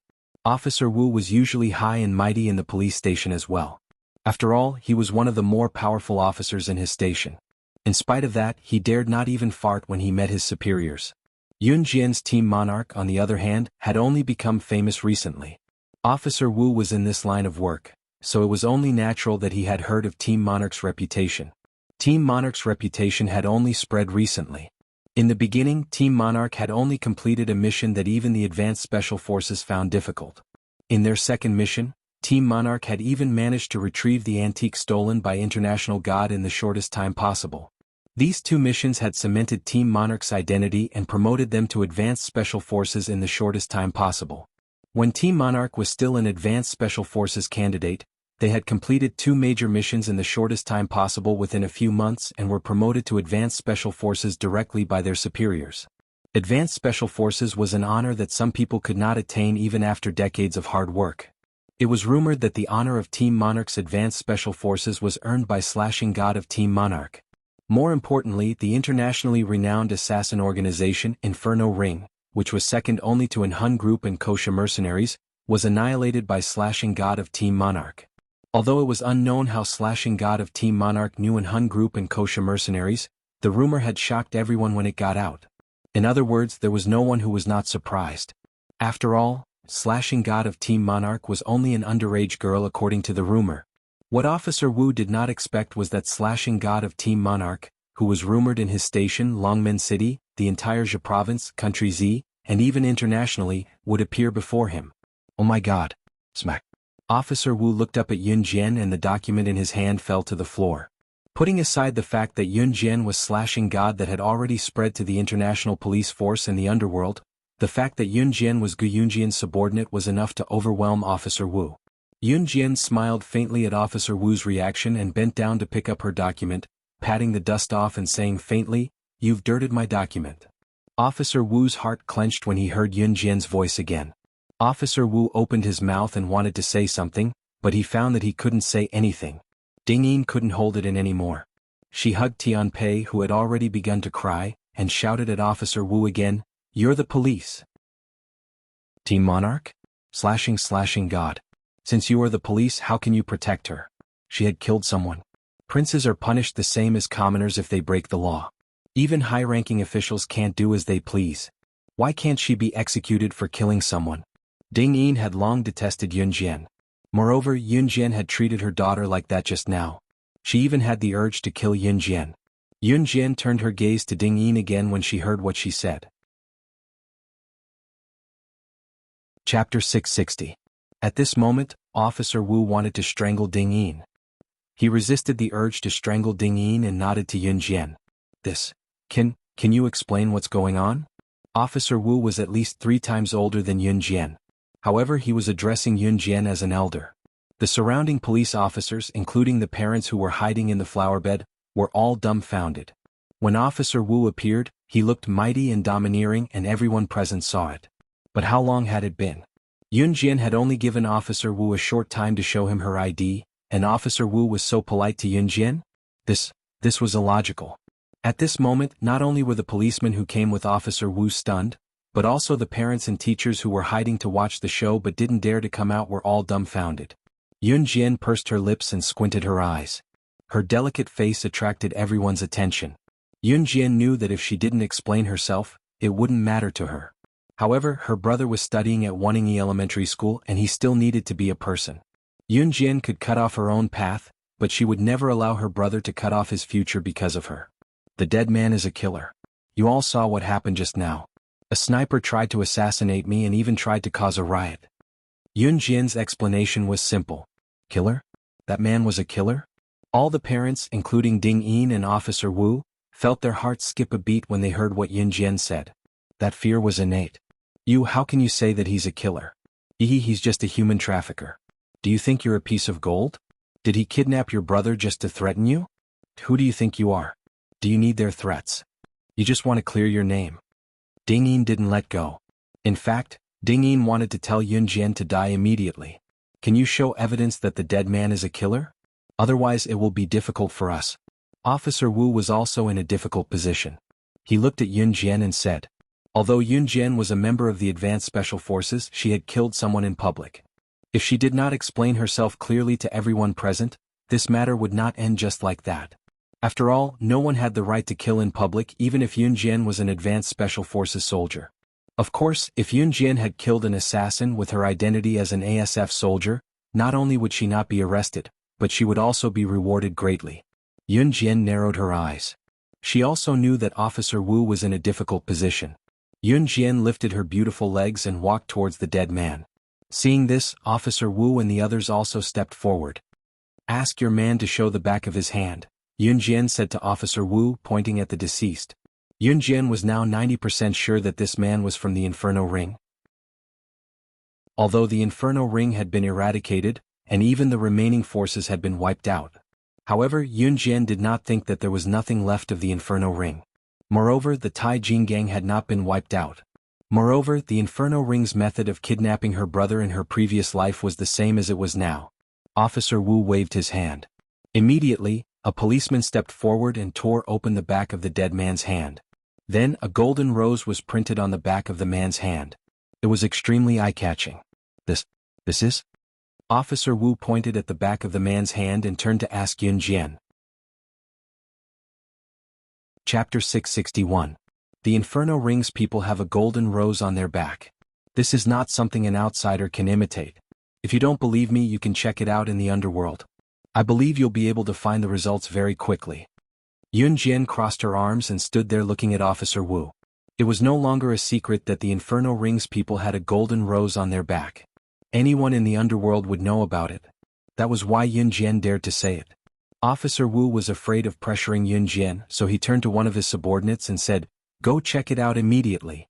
Verify if the information is accurate." There was nothing he could do. Even if Officer Wu wanted to cover up for Yun Jian was the one who killed someone in public first. This matter had to be dealt with carefully. "Sorry, I'm afraid I'll have to make you wait," Officer Wu said to his subordinate, then turned to face Yun Jian respectfully. The Inferno Ring's people actually appeared here, and it was obvious that they were here to take revenge on Yun Jian.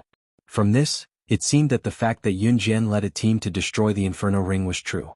Officer Wu felt a chill run down his spine and swallowed his saliva. The killing god who led a team to destroy the Inferno Ring was here. How could he not be frightened? What kind of existence was the Inferno Ring? It was the world of assassins. And Yun Jian led a team to destroy them. What are you waiting for? Even if this man is an assassin, so what? She killed someone. This is an ironclad fact. She's just an ordinary girl and she can kill people. What can she do in the future? You police officers should arrest her immediately and handcuff her hands first. She's a murderer. What if she runs away? Ding Yin saw that Officer Wu was biased towards Yun Jian. She was so angry that she gritted her teeth and pointed at Yun Jian. She looked like she really wanted the police to arrest Yun Jian immediately and interrogate her. "Shut up. If you don't shut up, I'll arrest you first." Officer Wu was a police officer. As a police officer, he had his own judgment. Now that he heard Ding Yin ordering him in front of him again and again, he felt as if he had lost control of himself. She was not his superior. Moreover, she was just an ordinary parent. How could she order the police around? Officer Wu couldn't take it anymore and yelled at Ding Yin. "You." Ding Yin was a respectable lady both at home and outside. She had never been scolded like this before, so she was so scared that she shrank back. "Are you still a police officer? Aren't the people's police supposed to serve the people? Now that she's killed someone in front of us, you should arrest her. I'll take her to the police station and give her a good beating. Let's see if she'll confess. There's no need to say so much nonsense." Ding Yin continued to instruct Officer Wu, as if she was reasonable. However, no matter how many people present heard Ding Yin's words, they were all extremely displeased. "You. A woman like you is incurable." Officer Wu pointed at Ding Yin and shouted bitterly. However, what he said was what many people present were thinking. Who would arrest someone to extort a confession without first making things clear? That was a criminal law that only existed in ancient times. For a moment, Officer Wu hated Ding Yin. Reporting, "We have the results." Officer Wu's subordinate had already closed the walkie-talkie and walked back and shouted to Officer Wu. What's the result?" Officer Wu asked. Chapter 662. To be honest, Officer Wu breathed a sigh of relief when the person spoke. If the dead man was not an assassin, it would be difficult to deal with this matter. In addition to the incitement of the parents around them, Yun Jian would really be sent to jail. After all, even if she was a special forces soldier, she would be treated the same as an ordinary person. After all, there was an old saying that a prince would be punished the same as a commoner if he broke the law. In spite of this, Yun Jian was Gu Yunjian's woman and she was also Slashing God of Team Monarch. Now that Slashing God of Team Monarch's name was known all over the world, the members of Team Monarch were famous as well. As for the 10 teams of advanced special forces who went with Yun Jian to take out Inferno Ring, they had been recruited by major international criminal police forces or reputable people. The province's military had been raised several notches as well. All of this was thanks to Yun Jian. Officer Wu had heard of Yun Jian's name before, which was why he was so fearful of her. In spite of it, Ding Yin did not know Yun Jian's identity. Ding Yin did not know what Inferno Ring was, nor did she know what Team Monarch was, let alone who Slashing God was. That was why Ding Yin incited her again and again. There were many parents like Ding Yin present. They did not know that Officer Wu's claim that Yun Jian was Team Monarch's Slashing God meant that she was an advanced Special Forces soldier. Everyone present even thought that Yun Jian was merely Xiao Yunju's elder sister, the parent of an ordinary student in Wanningi Elementary School. To Ding Yin and the others, perhaps they did not know what Team Monarch and Inferno Ring represented. However, if Longmen City's Falcon Hall was mentioned, everyone present would probably know about it. Falcon Hall was the top mafia group in Longmen City. In spite of this, the people present did not know that Inferno Ring and Falcon Hall were incomparable. Perhaps in the eyes of those who did not know, Falcon Hall was more threatening than Inferno Ring. In fact, those who knew the truth knew that Falcon Hall and Inferno Ring could not be compared at all. The Inferno Ring was an international assassin organization. That was an ironclad fact. Falcon Hall, on the other hand, was merely the biggest mafia group in Longmen City. It was nothing outside of Longmen City, Zhe Province, and even Country Z. Since the matter has been investigated clearly, you can go now, Officer Wu said respectfully to Yun Jian. Advanced Special Forces soldiers had the right to be hands-off. As long as the matter was not too complicated and she did not commit a serious crime like murder, the document in her hand was enough for her to clear her name and leave directly. This was the reason why Yun Jian had agreed to join the Advanced Special Forces with Gu Junjian. What? Leave? She just threatened my daughter and killed someone. Why should she leave? The clueless Ding Yin had no idea that Yun Jian was an Advanced Special Forces soldier. Therefore, when she heard that Officer Wu was going to let Yun Jian go, she immediately shouted. Even if the person she killed was a criminal who deserved to die, she still killed someone. She's just a normal person. She'll be jailed for at least a few days if she kills someone. Moreover, it's hard to guarantee that she won't kill innocent people. Why should she leave? Ding Yin continued to shout, even blocking Yun Jian's path to prevent Yun Jian from leaving. Why? Because she's an Advanced Special Forces soldier. She killed an unpardonable assassin. This is the duty of the Advanced Special Forces. Tell me, why should she? Officer Wu shouted back at Ding Yin. Chapter 663. Advanced Special Forces? Part of their job? The parents who were hiding in the flower bed were all stunned when they heard that. Most of the people present had heard of the Advanced Special Forces. Even if they did not know about the Advanced Special Forces, at least there would not be anyone present who did not know what the Special Forces were. Advanced Special Forces, that's the Special Forces. Usually, only the military would have Special Forces, and every Special Forces soldier had absolute strength. Even an ordinary Special Forces soldier could be so powerful, let alone a Special Forces soldier with the word, advanced, in front of it. Everyone present was stunned. What? Advanced? Special Forces soldier? Ding Yin's grip on Tianpei loosened. When she first heard that, she was so shocked that Tianpei almost fell to the ground. Ding Yin remembered that one of her husband's friends was a Special Forces soldier. Back then, that Special Forces soldier had bragged in front of her husband. In fact, her husband was quite envious of him and even said that he would laugh in his dreams if he could really become a Special Forces soldier. That Special Forces soldier had not only bragged in front of Ding Yin's husband, he had also bragged in front of Ding Yin. He had even mentioned the Advanced Special Forces soldier and bragged that he knew an Advanced Special Forces soldier. It was from that person that Ding Yin learned about the Advanced Special Forces. They were a group of people who were many times more powerful than the Special Forces soldiers. Even Ding Yin's husband's friend, the Special Forces soldier, was proud that he knew an Advanced Special Forces soldier. It was obvious how powerful the identity of an Advanced Special Forces soldier was. And now, Officer Wu was saying that Yun Jian was an Advanced Special Forces soldier in front of so many people?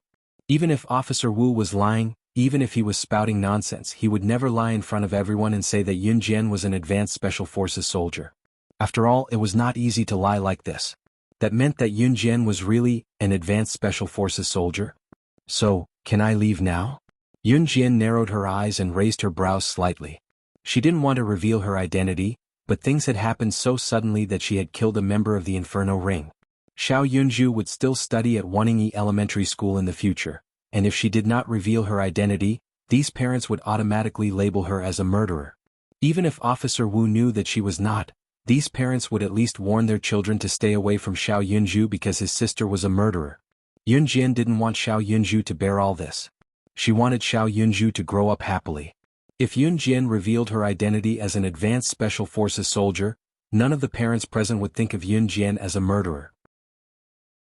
This was the difference between an ordinary person killing someone who should have been killed and an advanced special forces soldier killing someone who should have been killed.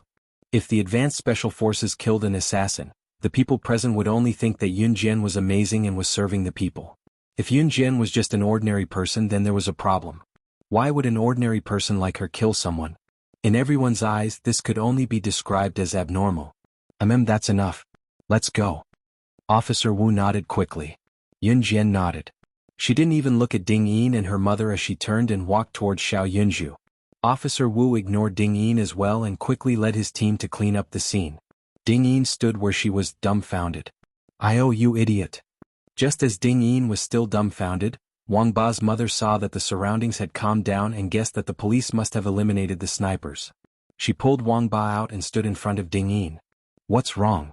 Ding Yin was already upset, so she asked Wang Ba's mother indifferently. Chapter 664.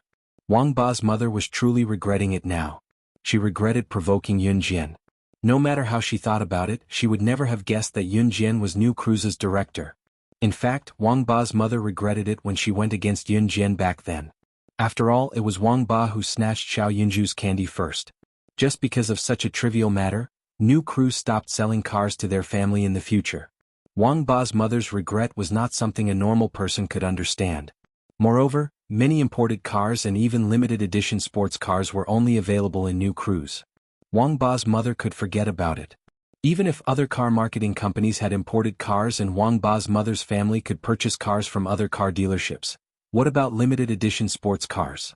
Although Wang Ba's mother's family could not afford limited edition sports cars, at least they could go to New Cruise to see how limited edition sports cars looked like if they did not provoke Yunjian. However, if they provoked Yunjian, they would not even be able to enter New Cruise's entrance. Wang Ba's mother had experienced the feeling deeply, so she was helpless. That was why Wang Ba's mother spoke to Ding Yin with the tone of an experienced person. It was too late. When Wang Ba's mother came to speak to her just now, Ding Yin did not seem bothered at first. However, after hearing what Wang Ba's mother said, Ding Yin's eyes widened and she shouted almost at the same time, "What? New Cruise's director? Who in Longmin City did not know about New Cruise? Who did not know about New Cruise's director?"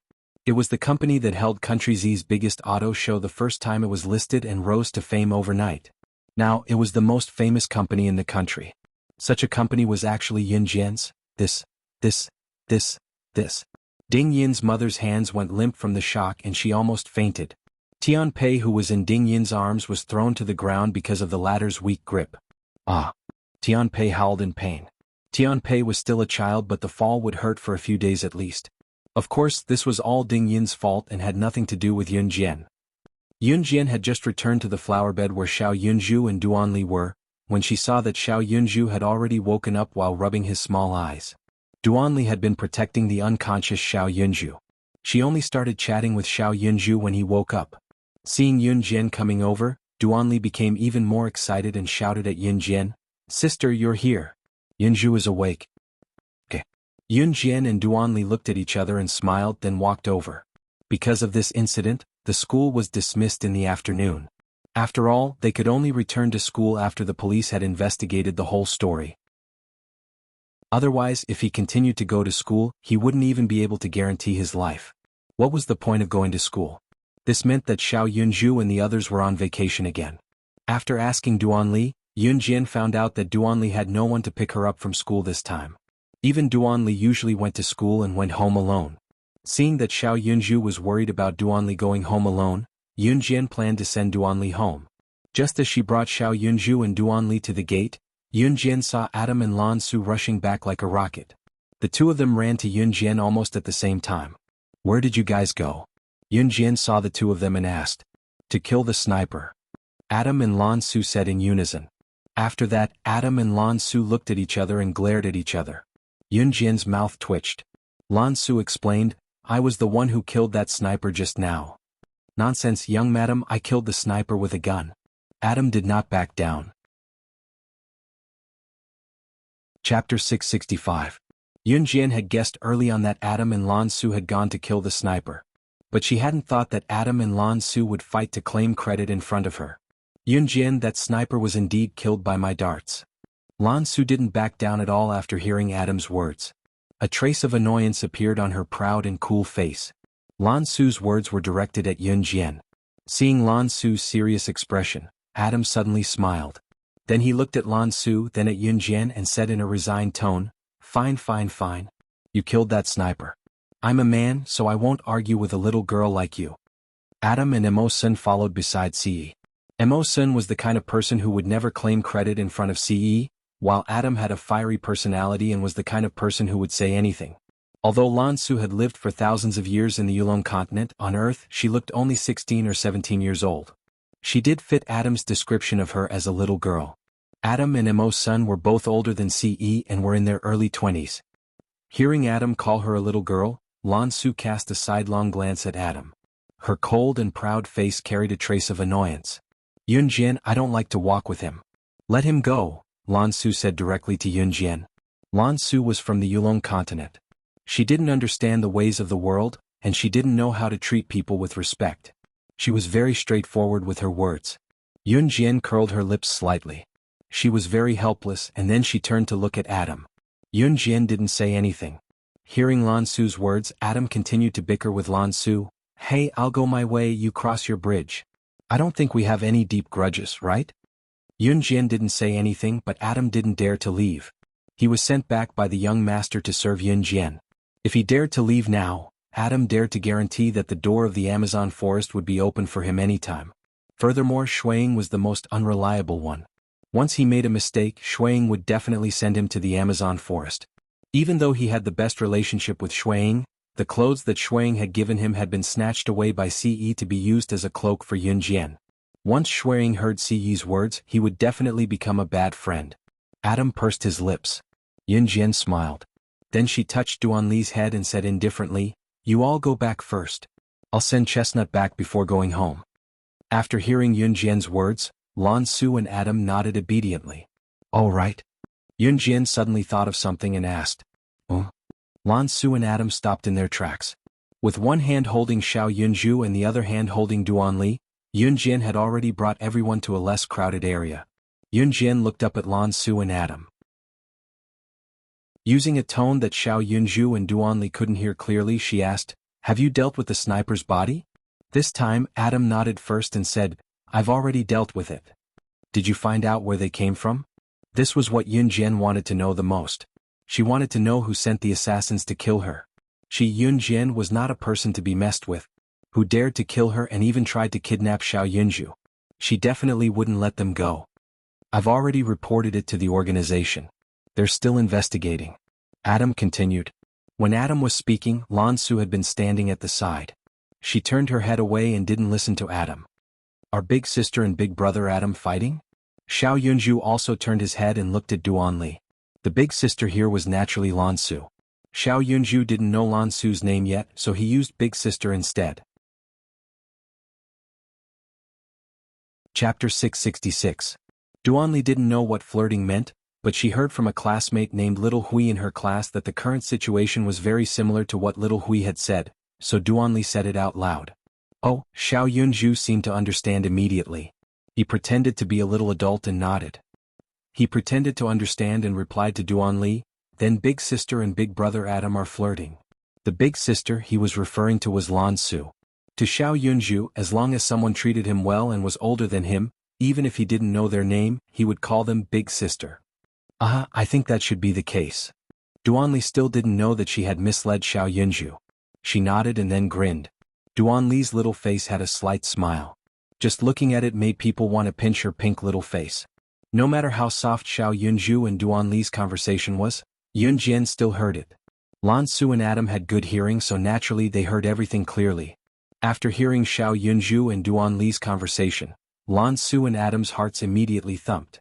The two suddenly turned their heads. Neither of them wanted to pay attention to the other.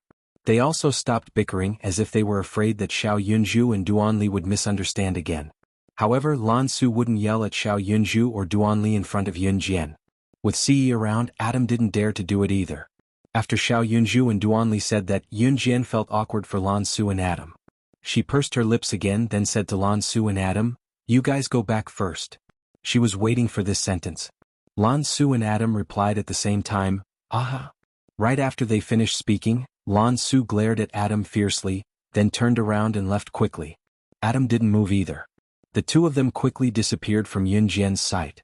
"Alright Chestnut, where do you live? Big sister will take you home now," Yun Jian said as she reached out to rub Duan Li's head again.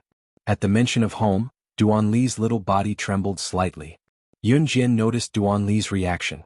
Yun Jian frowned slightly but didn't ask further. "Miss, can you go and pick up my little sister from school first? Her name is Duanya and she's a very obedient child. She won't make a fuss."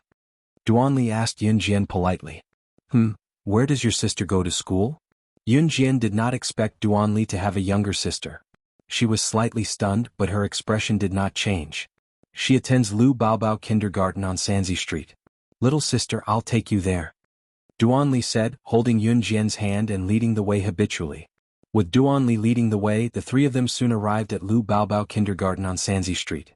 After picking up Duan Li's little sister, Duanya, Yun Jian took Duan Li and Duanya home. On the way, Xiao Yunju even plucked up the courage to ask Duan Li, "Chestnut, do you pick up your little sister from school every day?" Duan Li smiled brightly. "Yes, my little sister is very obedient." Duan Li's calm words touched people's hearts. She was only an 8-year-old child herself, but she had to pick up her little sister from school every day. Yun Jian suddenly felt a little pity for Duan Li. Duan Li was very steady in doing things. She couldn't not be steady and couldn't be a child because she had a little sister. She had to mature. By the time she took Duan Li and Duanya back to Duan Li's house, the group had already walked for more than 10 minutes. More than 10 minutes later, the group arrived at an apartment that was filled with garbage everywhere, as if no one had cleaned it. There were very few people living in this apartment, and it looked like no one usually cleaned it. Duan Li took them to the 3rd floor and opened her door. Chapter 667. Yun Jian's eyelids twitched. The first thing she saw was beer bottles all over the floor. The strong smell of beer, coupled with the rotting smell coming from inside the house, mixed together to create a strong stench. There were very few things in the house. There was only one bedroom and one living room. There was only a small table in the living room that looked like it would break at any time. Other than that, there was a low bed by the window in the living room. The blanket on the bed was very thin. Especially in winter like this, when people were lying on the bed, the cold wind would blow in through the cracks in the window at night. Other than 4 to 5 bowls, chopsticks, and an old stove, there was nothing else. This was Duan Li's house. Yun Jian could tell from Duan Li's clothes that she was not a girl from a rich family. Yun Jian would never measure a person's worth with money. However, Yun Jian did not expect Duan Li's family to be so poor. In fact, Duan Li was a poor student. She was studying at Wuning Elementary School with the help of the state's financial aid for poor students. Duan Li's sister, Duanya, was also in a similar situation. Without the financial aid from the state, Duan Li's family would not even be able to enter the school. "Miss Yunju, my dad isn't home. Come in. I'll get you a glass of water." Duan Li pulled her 6-year-old sister to the low bed by the window in the living room and let her sit on it. Then she said to Yun Jian and Xiao Yunju. Duan Li then went to the kitchen and poured a glass of water for Yun Jian and Xiao Yunju. Yun Jian and Xiao Yunju took the water. After Duan Li handed Yun Jian and Xiao Yunju the water, she sensibly walked over to pick up the beer bottles on the floor and put them on the stairs in the corridor. She planned to throw them down the stairs together with the trash in the future. Xiao Yunju did not mind the environment here. He even sat on the only bench in the house and chatted with Duan Li. Duan Li's younger sister, Duanya, didn't say a word from beginning to end. Yun Jian didn't mind the environment here. She was also invited by Duan Li to sit on Duan Li and Duanya's small bed. Needless to say, it was time for Yun Jian to figure it out. The house had 1 bedroom and 1 living room. There wasn't even a toilet. If they wanted to go to the toilet, they had to go to the public toilet downstairs. Since Duan Li and Duanya were sleeping on this shabby bed by the window in the living room, that bedroom must be their father's bedroom. From this, it could be inferred that Duan Li and Duanya's father did not even have the most basic fatherly love for his 2 children, let alone spoiling them. Yun Jian suddenly felt sorry for Duan Li. "Miss, my dad won't be coming home today. Why don't you stay for dinner? I'm a great cook. Duanli invited Yunjian sincerely. Yunjian hesitated for a moment but finally nodded. Yunjian noticed that every time Duanli mentioned her father, she would be a little scared. And from what Duanli said just now, if her father came home today, Duanli wouldn't dare to ask her and Xiaozhu to stay for dinner. Looking at Duanli's expression of wanting to show off, Yunjian finally nodded and smiled at Duanli. Then Duanli ran to the stove and began to cook as if she was an expert. After a while, a pot of food that was quite sumptuous for Duanli and her sister was out of the oven. It was a bowl of porridge with only a small handful of rice. There were also a few vegetables floating on top of the porridge. The world was so unfair. The rich drove luxury cars while the poor couldn't even afford to have enough food and clothing. To Duanli, it was already a sumptuous meal to have vegetables mixed in the food. Chapter 668. There were 4 or 5 bowls and chopsticks in Duanli's house. She took 3 bowls and filled them with porridge from the pot. Then she took a pair of chopsticks and filled the bowls for Yunjian and Xiao Yunju. After that, she took the bowls back and forth and passed them to Yunjian and Xiao Yunju. Then, Duanli poured a bowl for her younger sister. Duanya didn't make a sound. She was a little afraid of Yunjian and the others. Because of her natural fear of strangers, she didn't say a word until the end. Duanli passed the bowl to her and Duanya picked up the bowl and chopsticks. Her small hands picked up the chopsticks rather clumsily. She stirred the porridge furiously and wolfed it down. Yunjian felt a little sad seeing this, but under Duanli's expectant gaze, Yunjian still picked up the bowl and swallowed all the porridge in it. It's delicious. Xiao Yunju gave Duanli a thumbs up and smiled at her after he finished eating. Xiao Yunju didn't think that the living conditions here were too bad for him to stay, and he wouldn't use all sorts of excuses to refuse to stay for dinner because of the poor living conditions.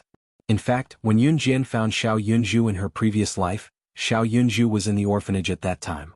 Although the orphanage was maintained by a charity organization, it was useless if there wasn't enough money to donate.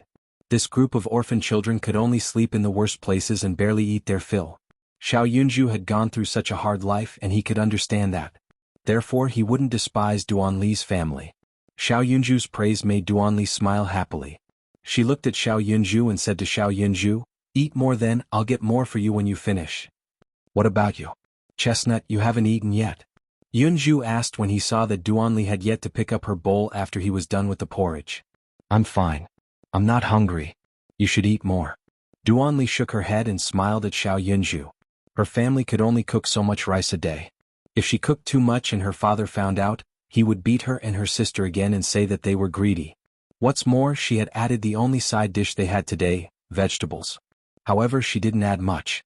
Duanli knew that if their father came back and saw that there were fewer vegetables, he would definitely beat them again. "No, if you don't eat then I won't eat either." Xiao Yunju's attitude was very firm. Duanli was suddenly touched. She picked up Xiao Yunju's bowl and ran to get him a bowl of porridge. Then as she walked she said, "Okay, then you can have half and I'll have half." After saying that, Duanli filled Xiao Yunju's bowl with half a bowl of rice and poured another half for herself. Duanli finally picked up the bowl to eat the porridge. Yunjian also smiled. Duanli had only taken 2 mouthfuls of porridge when she heard footsteps coming from downstairs. Duanli's heart skipped a beat. Yunjian frowned. Just then, a rather handsome man in his 30s walked in through the open door. Behind this man was a rich woman in her 40s or 50s, who was decked out in gold and silver. "Dad." Duanli didn't expect her father to come back. She was so scared that the bowl in her hand slipped and fell to the ground, and the sound of the bowl breaking could be heard. The man in the lead was quite handsome, and he looked 50% similar to Duanli and Duanya. When she saw the man, Duanya, who was sitting on the bed, was so scared that she curled up into a ball. Duanli's father was called Duanshi. Duanshi looked decent, and it wasn't hard to tell that he was a rather handsome man when he was young. However, at the moment he looked a little dispirited, especially when he saw Duanli and Duanya. His brows were tightly knitted together. When he saw Yunjian and Xiao Yunju, Duanshi didn't even ask anything and yelled at Duanli, "Duanli, didn't I tell you that you're not allowed to bring outsiders to our house? And how dare you break our bowl? Do you want to die?" Chapter 669. From Duanshi's actions, it was obvious that hitting Duanli was nothing out of the ordinary for him. Duanli asked Yunjian and Xiao Yunju to stay for dinner. She did not expect her father to come home that night. because his father would only come home late at night with the smell of beer all over his body. Therefore when she saw Duanshe she was completely dumbfounded. Go to hell. Duanshe's ferocious and venomous voice rang out, carrying with it an unacceptable sense of unreasonableness. At the same time, Duanshe's broom was right above Duanli's forehead. Don't hit little chestnut. Get lost. Xiao Yunju immediately rushed out and extended his small arms to block Duanshe's blow. Duanshe would even hit his own daughter, let alone someone who was not related to him by blood. He waved the broom and viciously swung it at Xiao Yunju's head. If he was not careful, this strike could even paralyze Xiao Yunju. After all, a child's body was very fragile. The rich woman who was in her 40s or 50s who stood behind Duanshe was even more excited when she saw the scene. Shaking her thick legs, she watched as Duanshe swung the broom at Yunju and Duanli like she was watching a show. Just as the rich woman saw Duanshe raise the broom above Xiao Yunju's head and was about to hit Xiao Yunju's head heavily, a figure blocked in front of Xiao Yunju like a flash of lightning. Then they saw Yunjian reach out. She gently reached out and caught the broom that Duanshe was swinging at her. Swoosh. Everyone present could only hear the soft sound of the broom being swung. Other than that there was no other sound. Suddenly Yunjian caught the broom. Duanshe frowned and looked at Yunjian. His originally handsome face suddenly scrunched up. He looked at Yunjian ferociously and shouted, "Who are you? Why are you at my house? Why are you meddling in my family's business? Get lost, get lost. I'm hitting my own daughter, what does it have to do with you?" Duanshe's words were overbearing and self-righteous. Yunjian frowned. She looked at Duanshe and stood in front of Duanli who was trembling in fear, and Xiao Yunju, who had stepped forward to save Duanli. Yunjian's aura carried the arrogance of a ruler. She looked at Duanshe, and naturally she had already guessed the situation of Duanli's family. It doesn't matter who I am, but I have to get involved in today's matter. Yunjian's voice rang out, causing Duanshe and the rich woman standing behind her to shiver. Of course it was just a shiver. Her age was not enough to threaten Duanshe and the rich woman. Honey, isn't this your home? What does hitting your own daughter have to do with her? And who is she? If they come to your house you can sue them for trespassing. The rich woman walked over and leaned against Duanshe. She used her elephant legs and fat butt to stick to Duanshe as she shouted intimately. Yunjian knew what was going on right away. This Duanshe was good-looking but his family was so poor. If she guessed correctly, this Duanshe was probably kept by this rich woman in front of her. In this day and age, it was not necessary for a rich man to keep a woman as a mistress. As long as one was rich, a woman could still keep a man as a mistress. Mei, sit down first. I'll serve you after I've dealt with these two shameless cheese in my house. Duanshe shouted intimately at the rich woman. Then he turned around and looked at Duanli and Duanya with a furious expression. He was indeed kept by this rich woman's husband, who was worth tens of millions. The rich woman also relied on her husband's money to keep him as a mistress. It was also because this rich woman named Mei came from a wealthy family that Duanshe chose to be with her even though she was ugly and was 20 to 30 years older than him. Chapter 670. Duanshe turned to look at Yunjian after speaking to Mei intimately. This is my family's business. Scram. Otherwise I'll call the police. You can wait to go to jail. Duanshe glared at Yunjian, his tone harsh and uncourteous. Just as Duanshe finished, Mei fished out a newly bought phone from her bag like she was showing off and dialed 110 in front of everyone. Country Z's first 110 police station was set up in 1986. It was now 1999 and Longmen City was one of the more economically developed cities in Country Z. Therefore, a 110 police station had been set up a long time ago. After Mei took out her phone, she waved it in front of Yunjian like she was showing off. Then she used her plump hand with bright red nail polish that looked fashionable in this era to dial 110. However, she did not make the call directly. Duanshe turned to see that Mei had already dialed the police number. He snickered at Mei and turned to threaten Yunjian again in a vicious tone. If you don't scram, we'll call the police right away. We have phones. Ah. Duanshe was full of bragging as he spoke.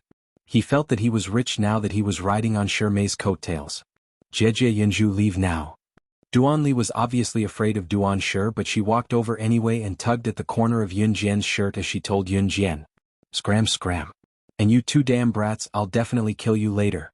How dare you disregard my words. Duanshe scolded Yunjian first before he spoke in a menacing tone like he was going to swallow Duanli and Duanya alive. It was not hard to imagine how Duan Li and Duanya would be tortured by Duan Shi if Yun Jian really left with Xiao Yunju. Yun Jian pulled Duan Li into her arms without a trace. She glared at Duan Shi with a sharp gaze before she let go of Duan Li. "I won't allow you to bully Chestnut." Xiao Yunju stood in front of Duan Li and Yun Jian. He stretched out his arms and glared at Duan Shi with his small black eyes. His stare was so intense that it almost bored a hole in Duan Shi's body.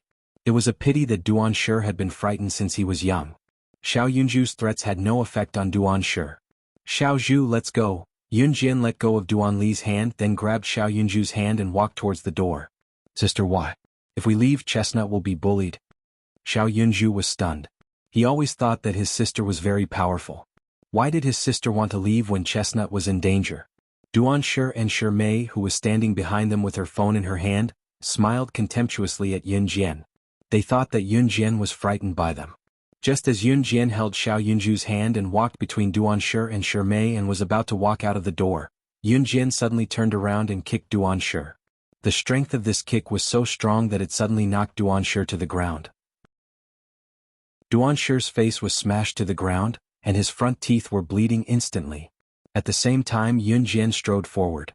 She snatched the phone from Shi Mei's hand before she could react. Then she pounced forward and kicked Shi Mei to the ground with a roundhouse kick. Shi Mei's plump body slammed hard against the door behind her. She was in so much pain that she almost suffocated. Duan Shi and Shi Mei only recovered from their shock after they were sent flying by the kick. Yun Jian wanted to leave just now because she wanted to stop Shi Mei from calling 110 to call the police. She was so good at acting. More importantly, how could this 16-year-old girl have such powerful skills? Chapter 671. Duan Shi and Shi Mei had yet to recover from their shock when they were sent flying by the kick. Xiao Yunju and Duan Li both looked at Yun Jian with admiration. Duan Shi and Shi Mei were obviously terrified. Yun Jian's skills were uncanny and frightening. How could there be a 16 or 17-year-old girl who pretended to leave just a second ago and turned around to send someone flying with a kick as fast as she could when she reached the door? Duan Shi and Shi Mei were used to the evils of society. They had already thought of themselves as people who were familiar with the cruelty of reality and were the pioneers of society. Duan Shi, in particular, could have anything he wanted ever since he fell in love with a rich woman like Shi Mei. Money for beer was not a problem at all. Recently, Duan Shi had been behaving as respectfully as he could and often did not return home at night. Coming home today, Duan Shi had planned to abandon his children and take some necessities to enjoy himself with Shi Mei. However, he did not expect to see two strangers, Yun Jian and Xiao Yunju, as soon as he got home. Duan Shi was poor and was unwilling to go to work to earn money. He had also never raised his two children at home. It was Longmen City's government that was paying for their livelihood. Duan Shi even had to use the funds given by the government to buy beer, let alone support Duan Li and Duanya. In fact, it was only recently that Duan Shi had stopped taking the money given to his children by the government because he had fallen in love with a rich woman like Shi Mei. Of course, if he wanted Duan Shi to give Duan Li and Duanya living expenses, there was no way. Beep beep beep. Just as Duan Shi was sent flying and his front teeth were bleeding and he was thinking about killing Yun Jian and his two burdens, the sound of a phone being dialed rang. Yun Jian's hand pressed the confirm button on Shi Mei's phone softly. Shi Mei's phone had already dialed 110, but she and Duan Shi had been threatening Yun Jian. Moreover, Shi Mei and Duan Shi only knew how to dial the number. They did not have the courage to call the police. Especially Shi Mei, who was now using her husband's money to support Duan Shi. If she really went to the police station to make a statement, it would definitely alarm her husband. If Shi Mei's husband found out about Shi Mei and Duan Shi's scandal, it would be difficult to deal with this matter. Moreover, not to mention taking money from Shi Mei's husband to give to Duan Shi, even Shi Mei herself would face marriage problems with her husband. At that time, even Shi Mei would turn from a rich woman to a penniless one. Therefore, Shi Mei did not dare to call the police. At most, she only wanted to threaten Yun Jian. But he never thought that Yun Jian wouldn't fall for it. Yun Jian naturally saw through Shi Mei's thoughts. She snatched the phone just to call the police. After the phone rang 3 times, Shi Mei and Duan Shi instantly realized the danger they were in. They ignored the pain from being thrown to the ground and the door and rushed toward Yun Jian as soon as they got up. Shi Mei shouted and screamed at the same time. Her fiery voice no longer had its initial tranquility. "Give it back to me! Give it back to me! You'd *M woman, give it back to me!" Do you believe that we won't find someone to kill you? Give us back our phones now. Duansher threatened Yun Jian as he looked at her ferociously. Duansher also knew some gangsters, so he threatened Yun Jian even more vigorously. However, Duansher was smarter than Shirmei. He was kicked by Yun Jian just now, so he did not dare to go forward. Shirmei, on the other hand, rushed forward without a care. However, just as Shirmei reached Yun Jian pulled Xiao Yunju and Duanli to avoid her. Chapter 672. I'm reporting domestic violence against a child at home. The address is Unit 302, Block 3, Residential Apartment, East Street, Sanyang Road. Yun Jian told her address and everything in one breath. When Shirmei rushed over, Yun Jian had already told her everything, including their address. Yun Jian knew the address so well because she had a habit. No matter where she went, she would look at the street signs around her, including the house numbers. Of course, she would only take a quick glance. Others might not be able to see anything, but she had already memorized all the street signs and house numbers. In fact, in daily life, street signs, house numbers, and even the building of the apartment were all indicated. It all depended on whether one would look and pay attention in real life. Of course, Yun Jian had a good memory, so she remembered all of it. When Yun Jian reported the address accurately, Duansher and Shirmei were dumbfounded. At that moment, Yun Jian had already hung up on Shirmei's phone. She was wearing sportswear today because she was attending Xiao Yunju's parent-child sports day. Her phone was a heavy item, so she did not bring it. Instead, she brought a butterfly knife. Because the butterfly knife was something she was used to using. Seeing that Yun Jian had already hung up on the phone, Shirmei flew into a rage. She turned to glare at Duansher and shouted, "What should we do? What should we do? She already made the call. How did she know your address? Were you the one who told her about it? You did it on purpose, didn't you? Anyway, this has nothing to do with me. You can do whatever you want." Because Shirmei was afraid, she pushed all the blame to Duansher. After saying that, Shirmei grabbed her bag and wanted to run away. Because Shirmei was nervous, she did not even want to take her phone back. "No. I didn't say it. Mei, I came back with you. How could I lie to you?" Duansher quickly turned around and pulled Shirmei. Then Duansher pushed all the blame to Duanli. Duansher glared at Duanli and spoke in a fierce tone. That fierce tone did not have the slightest trace of father-daughter affection. He looked at Duanli and roared, "Was it you who gave her my address just now? You little bitch, I'll kill you later." Not only did Duansher have no fatherly affection for Duanli and Duanya, he even hated them. Usually he would hit and kick them. When he was drunk, Duansher would even smash a beer bottle on Duanli's head. Duanli had a cut on her head from the beer bottle shards, but because of her hair, no one could see it. "Father." Duanli shrunk back in fear. She could already imagine how Duansher would scold and beat her. Xiao Yunju, Duansher, Duanli, Duansher, and Duansher and Duansher. Looking at Duansher, Yun Jian's right hand had been in her pocket since the beginning. "You be asterisk to.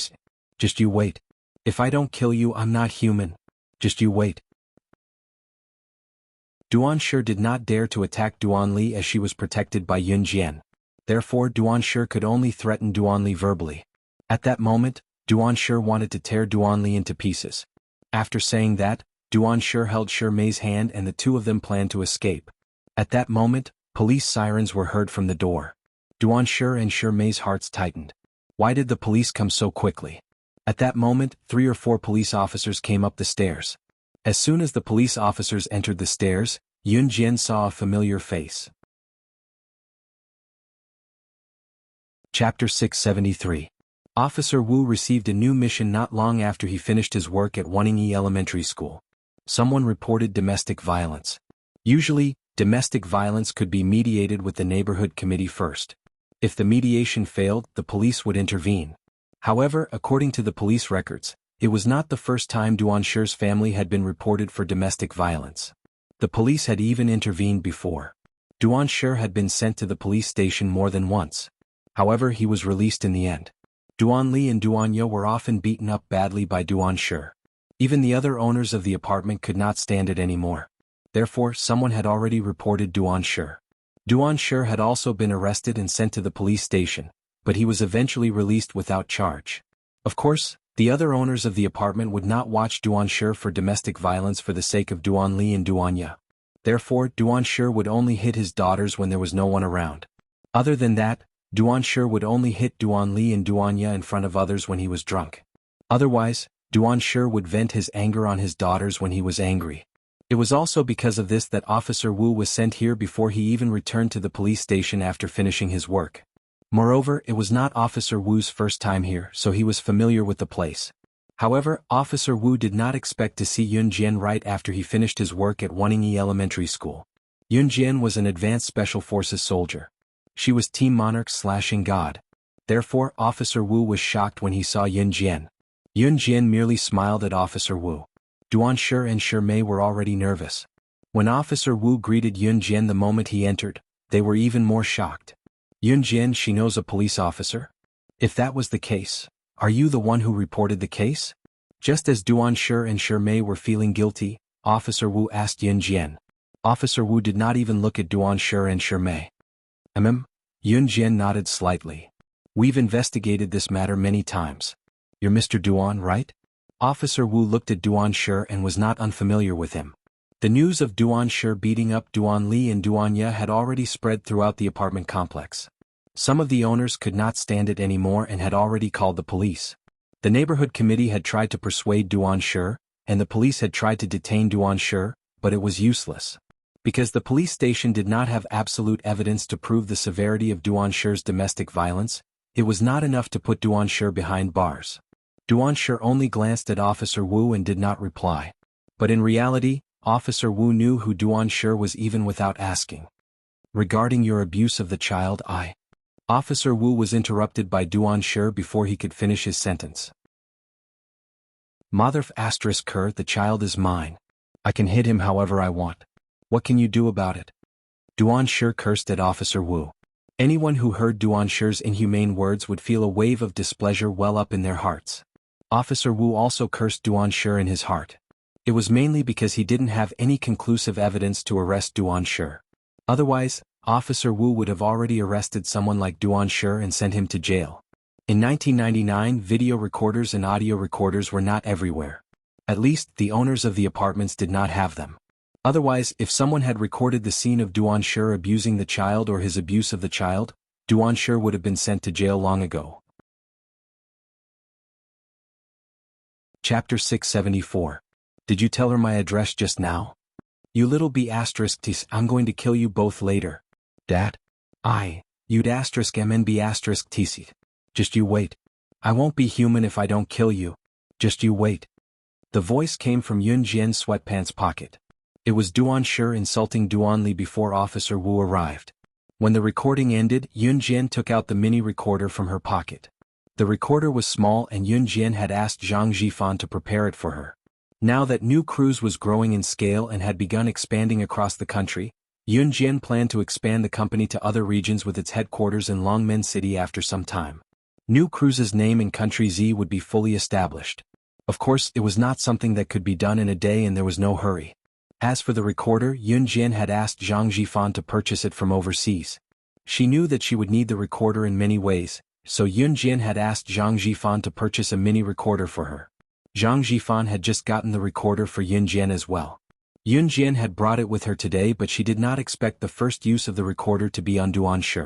With the recorded conversation, Duan Shi could do nothing even if he wanted to quibble. Officer Wu had been displeased with Duan Shi for a long time.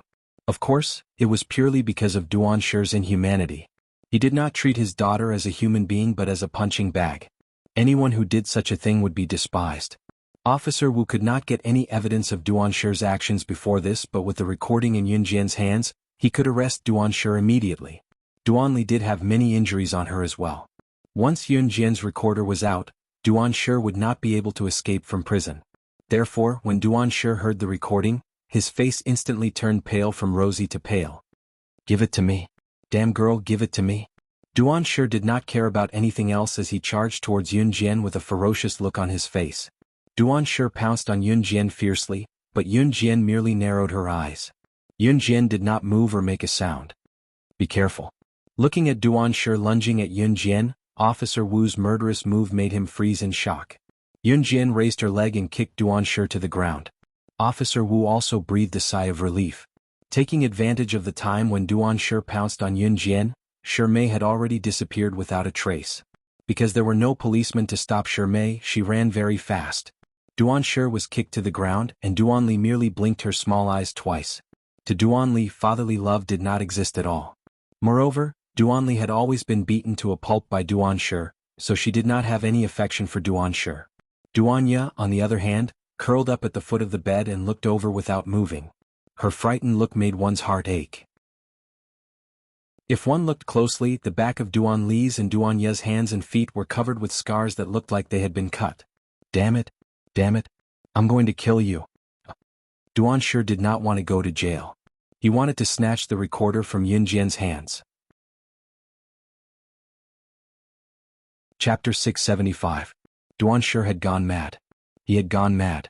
Duan had been to the police station before, and everyone knew that there was no freedom in the police station. People like Duan yearned for freedom.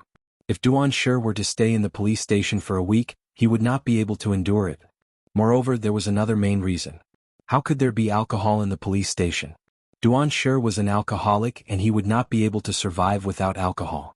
It was the same principle as how some people could not live without cigarettes, and those who were addicted to drugs could not get rid of their addiction. Therefore, when Yunjian took out the recording device, Duan went crazy. He could not beat Yunjian, so he picked up the kitchen knife and threatened Yunjian. Seeing Duan pick up the kitchen knife, Officer Wu and the others were shocked. If a person was powerful, he could fight against 2 or 3 people at once. However, if the opponent had a deadly weapon, he would be afraid no matter how powerful he was. After all, this person had not been formally trained. Officer Wu and the others had not undergone formal special forces training. Therefore, when they saw Duan pick up the knife, they shuddered. However, Officer Wu and the other policemen took out the stun batons on their waists. The stun batons were for the police. However, Officer Wu and the others had not undergone formal training. Therefore, even with the stun batons in their hands, the sharp knife in Duan's hand still sent chills down their spines. Duan held the kitchen knife and approached Yunjian carefully. At the same time, he threatened Yunjian, "Give me the recording device. Give it to me. Otherwise, don't blame me for being rude." Dad. Duan's heart clenched. Although she was not related to Duan did not want Duan to be in a desperate situation. Xiao Yunju had already pulled Duan behind them. "Don't be afraid, I'll protect you." Xiao Yunju looked at Duan and said sternly, "Mr. Duan, this is considered an assault on a police officer. Put down your weapon." Officer Wu stood in front and advised Duan "Unless she gives me the recording device, I'll kill all of you." Duan thought that everyone present was suppressed by him, and he became more arrogant. However, in reality, Duan's hand was trembling as he gripped the saber. "You want this?" Yunjian held the recording device in her hand. She shook it in front of Duan and then held it in her hand. "Yes. Give it to me.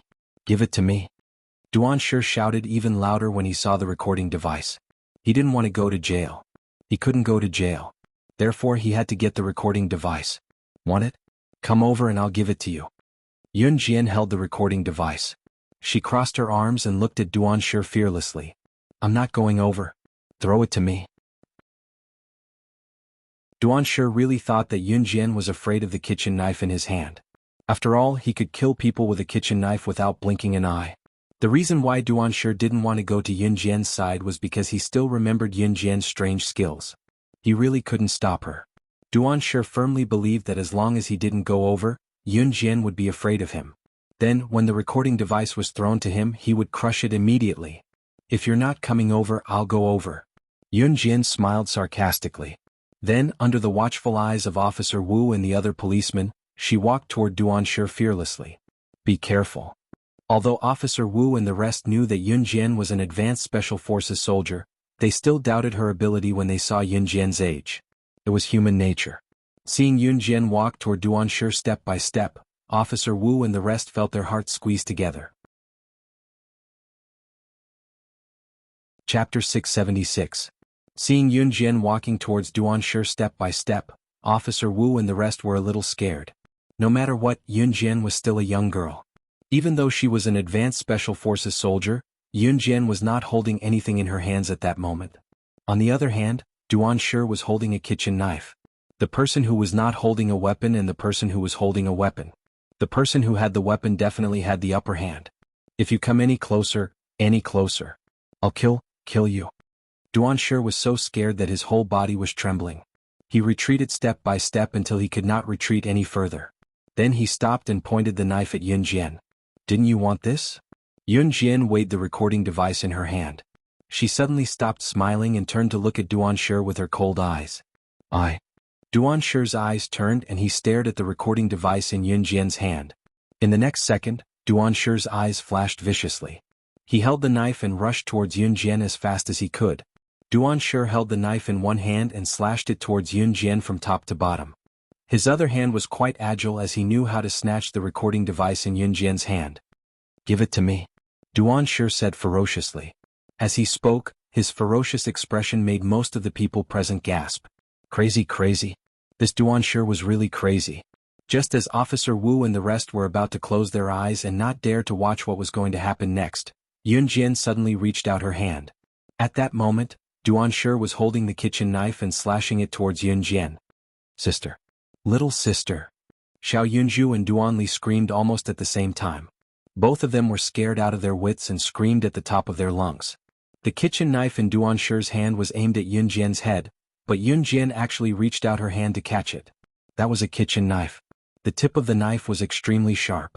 Even if one's finger accidentally slipped on the tip of such a kitchen knife when cutting vegetables, one would be injured. If he accidentally used too much force when cutting vegetables, it could cause the wound to bleed profusely. If this kitchen knife were to cut into a person's body, the consequences would be unimaginable. Even though Yun Jian had killed an assassin of the Inferno Ring in Wanningi Elementary School, Officer Wu had not seen it. After all, Yun Jian had killed an assassin from the Inferno Ring. At most, Officer Wu and the others questioned everyone who was present at the scene and made a statement.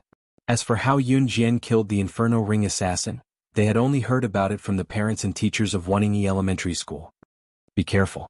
Officer Wu couldn't help but shout again. Although the people present were afraid to see the bloody scene, Officer Wu and the others were men after all. They had guts and wouldn't close their eyes. Duan Shi's knife was already above Yun Jian's head, and Yun Jian had already reached out her hand. Most of the people present thought that Yun Jian would definitely be injured by Duan Shi. Even Duan Shi revealed a sinister smile, thinking that he would be able to snatch the recording device away from her. In the next second, Yun Jian reached out. Her fair and smooth hand accurately grabbed the tip of the kitchen knife in Duan Shi's hand with her thumb and index finger at lightning speed. The knife in Duan Shi's hand was only 2 centimeters away from Yun Jian's flesh. If he continued to cut, he would be able to cut off Yun Jian's thumb.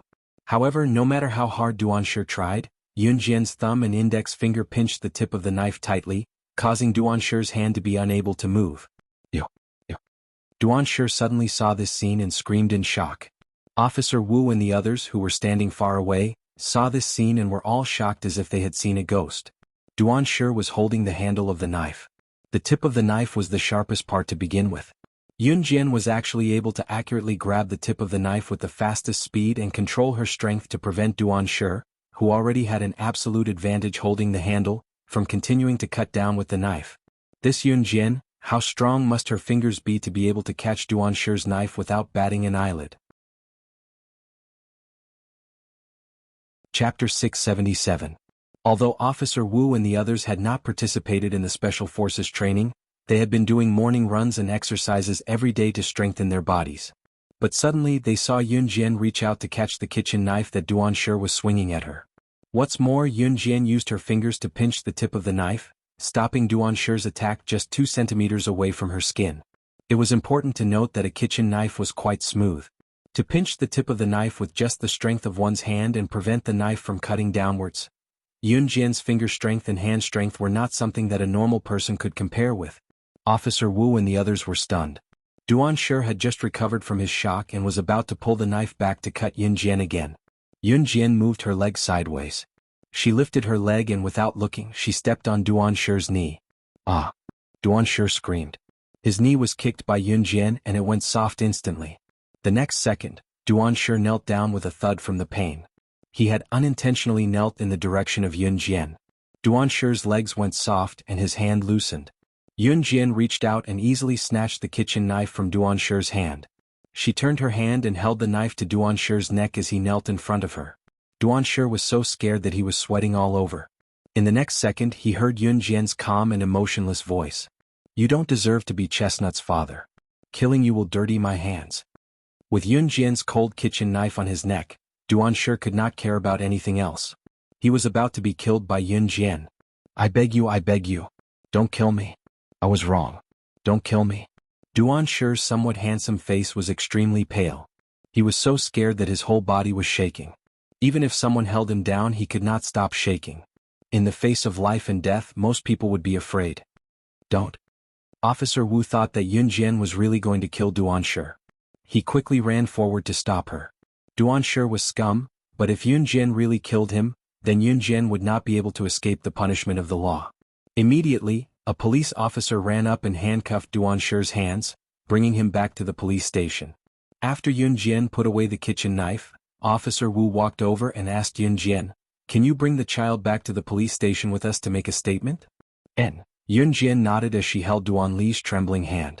Regardless of whether Duanshe's abuse of the child constituted domestic violence or whether he had to go to jail, at least he had assaulted a police officer and tried to snatch Yun Jian's recording device. And it was in front of the police. He would definitely be detained. After such an incident, Duanli and Duanya would definitely have to go to the police station to make a statement. Today's incident was actually caused by her, so Yun Jian was determined not to leave Duanli and Duanya behind. After making a statement at the police station, Duanshe was temporarily detained. As for Duanshe's sentence, it would take some time. However, according to Officer Wu's explanation, Duanshe would definitely go to jail. Even if he did go to jail, it would not be for long. The exact time would have to wait for the verdict. After making a statement, Officer Wu personally sent Yun Jian and the other 3 out of the police station. Some of the female police officers and police officers who were working at the police station saw them and took a few more glances at Yun Jian. When they saw Yun Jian, everyone present was a little shocked. The person who could be personally escorted out by Officer Wu was actually a young girl. At this moment, Officer Wu and Yun Jian were already standing at the entrance. Regarding these 2 children, I can send them to the Children's Welfare Institute. Officer Wu looked at Duanli and Duanya and said to Yun Jian, "No need, I'll take care of them," Yun Jian said with a smile. To Yun Jian, having 2 more mouths to feed did not affect her at all.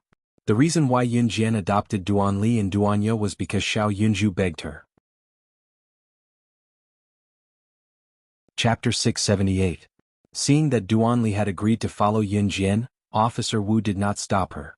Usually, adopting a child required a lot of procedures, but Duanli was not an orphan. At least her father was still alive.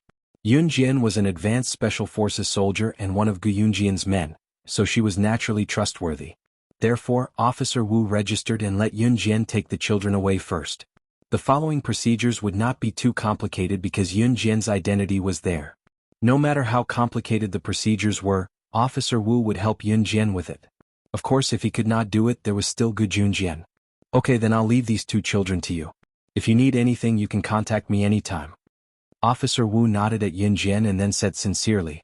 He was also very sincere. Not to mention anything else, just Yun Jian's ability alone was enough to convince him. "Okay." Yun Jian nodded at Officer Wu. After saying goodbye, she turned and walked across the road with Duanli, Duanya, and Xiao Yunju. Duanli held Duanya's hand. Duanya did not say a word, but she was very obedient. It was already dinner time at Duanli's house. After so many things happened, they waited until now to give their statements at the police station. It was already 7 in the evening. Yun Jian and Xiao Yunju had some food, but Duanli did not eat anything. Duanya only ate a little bit of porridge that could not even be considered porridge. Duanli, Duanya, and Xiao Yunju were about the same age. Now that they were all growing up, children at this age needed to eat and replenish their nutrition. However, the food that Duanli and Duanya usually ate was probably not enough, let alone nutritious food. Yun Jian held Duanli and Xiao Yunju while Duanli held her sister, Duanya. The 4 of them walked across the road. Yun Jian suddenly turned and asked Duanli, "Chestnut, are you hungry? I'll take you to eat." Okay. Sister, I'm hungry again. Let's go eat." Although Xiao Yunju had eaten, he was still a growing child. Naturally, he would get hungry easily. Duanli lowered her head slightly, but she still raised her head to look at Yun Jian. Her small eyes seemed to be glowing as she said, "Miss, thank you." Yun Jian smiled and rubbed Duanli's head. Then she brought Duanli, Duanya, and Xiao Yunju to a nearby restaurant. On the other hand, Adam and Lan Su went on their way after bidding farewell to Yun Jian. Of course, the reason they traveled together was because Lan Su's suite was in the same direction as Dong Ruan's villa. Lan Su and Adam continued to move forward. The two of them were competing to see who could run faster. The passers-by could only feel 2 gusts of wind blowing past them. It had to be said that both Lan Su and Adam were competitive people. It was not until Lan Su reached the door of her suite that she turned to leave. She left Adam with a snort as she left. Haha. Adam touched the bridge of his nose. This was the first time he had competed with a woman in a race. Moreover, their speed was on par. After laughing for a while, Adam's handsome face disappeared. He turned around and walked back to Dong Ruan's villa. Adam was staying at Dong Ruan's house as Si Yi's friend. Moreover, there were many rooms in the villa. Adam had just returned to Dong Ruan's house when he met Mo Sun halfway. "Who's that woman?" Ma Sun crossed his arms and looked at Adam from the side as he asked. "You saw her?" Adam's tall figure walked over. Chapter 679. Mo Sun nodded. Then he asked again, "Who's that woman?" "She works for young madam." Adam chuckled. Then he looked at Mo Sun and walked over to put his arm around Mo Sun's shoulder. He asked in an experienced manner, "Aren't you very free? Why are you asking this?" "Young master is back." Mo Sun did not answer Adam directly. Instead he changed the topic. Adam nodded. "You guessed it too." Mo Sun followed Ce back to an Hun organization. Now that Mo Sun was back, Ce would naturally be back too. Let's go home." Adam could already guess that their young master must have gone to look for Yun Jian again. Hence, Adam put his arm around Mo Sun's shoulder and walked back home like brothers. Yun Jian brought Duan Li and her children to a restaurant nearby. This restaurant was called Jiangxi Stir Fry. It was a famous delicacy nearby. Jiangxi's menu was suitable for the public's appetite. Of course, some people from other provinces did not eat spicy food. Jiangxi's dishes had a taste that one would never get tired of eating. Of course, everyone had their own preferences. However, Yun Jian liked it very much. Yun Jian could eat a little spicy food, but Xiao Yunju, Duan Li, and Yun Jian did not eat spicy food. Hence, when they were ordering, Yun Jian asked the boss to prepare non-spicy dishes. They ordered 3 meat and 3 vegetable dishes. When the dishes were served, Duan Li and Duanya were dumbfounded. Duan Li and Duanya had never eaten such delicious food since they were born. Although the school's food was already considered a delicacy to them, the school's cafeteria food was not as good as the freshly fried dishes outside. Duan Li and Duanya were practically wolfing down the food. "Eat slowly." Yun Jian smiled with her eyes squinted. "There are a total of 16 chicken drumsticks. There are 4 of us. For each of us." Xiao Yunju calculated quickly and put the drumsticks into everyone's bowls. Xiao Yunju was very smart. He was afraid that Duan Li and Duanya would not eat, so he put the meat into everyone's bowls separately. In fact, Yun Jian had also noticed that Duan Li and Duanya had not touched the meat since the dishes were served. It was likely that the 2 children had never eaten meat before. Even if there was meat at home, Duan sure would never let Duan Li and Duanya touch it. These 2 children had probably developed a habit and didn't dare to eat meat anymore. "I'm not eating. You guys share it." Yun Jian narrowed her eyes, her long eyelashes fluttering. Duan Li blinked her small eyes. She looked at Yun Jian and said to Yun Jian, "If you don't want to eat, we won't eat either." Duan Li put down her chopsticks as she spoke. As soon as Duan Li put down her chopsticks, Duanya, who was sitting beside her, also put down her chopsticks. Duanya had no idea what was going on. She only knew that her sister had put down her chopsticks and she had to follow suit. If elder sister doesn't want to eat, Xiao Zhu won't eat either. Xiao Yunju also learned to put down his chopsticks. Yun Jian smiled when she saw their reactions. She picked up a chicken drumstick with her chopsticks, gave it a gentle bite and swallowed it. Xiao Yunju and Duan Li looked at her and happily picked up their bowls and chopsticks to eat the chicken drumsticks in their bowls.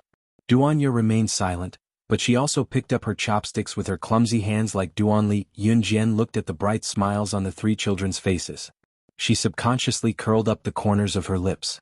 She had probably never felt so warm in her previous life or this life. At that moment, Yun Jian was using her chopsticks to pick up a chicken drumstick. She had just lowered her head and was about to swallow the chicken drumstick when a gentle and mellow male voice sounded beside her. "Is the drumstick good?"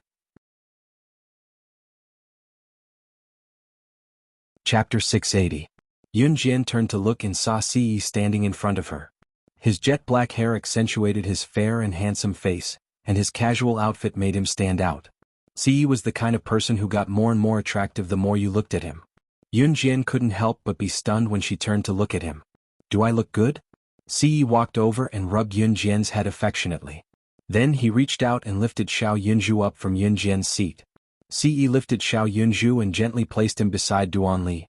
Duanya sat beside Duanli. The tables here were facing each other, but the stools were arranged in a row.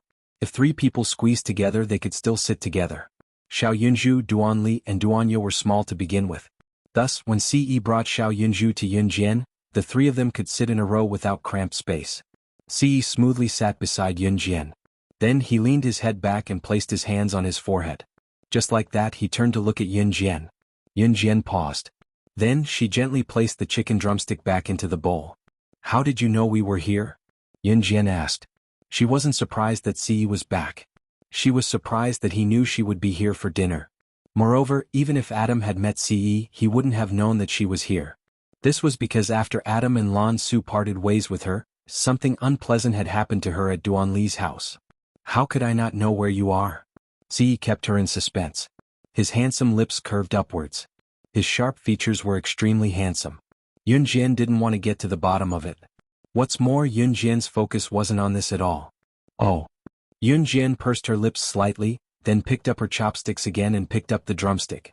"If you don't want it, then give it to me." Ce stretched out his slender and fair fingers.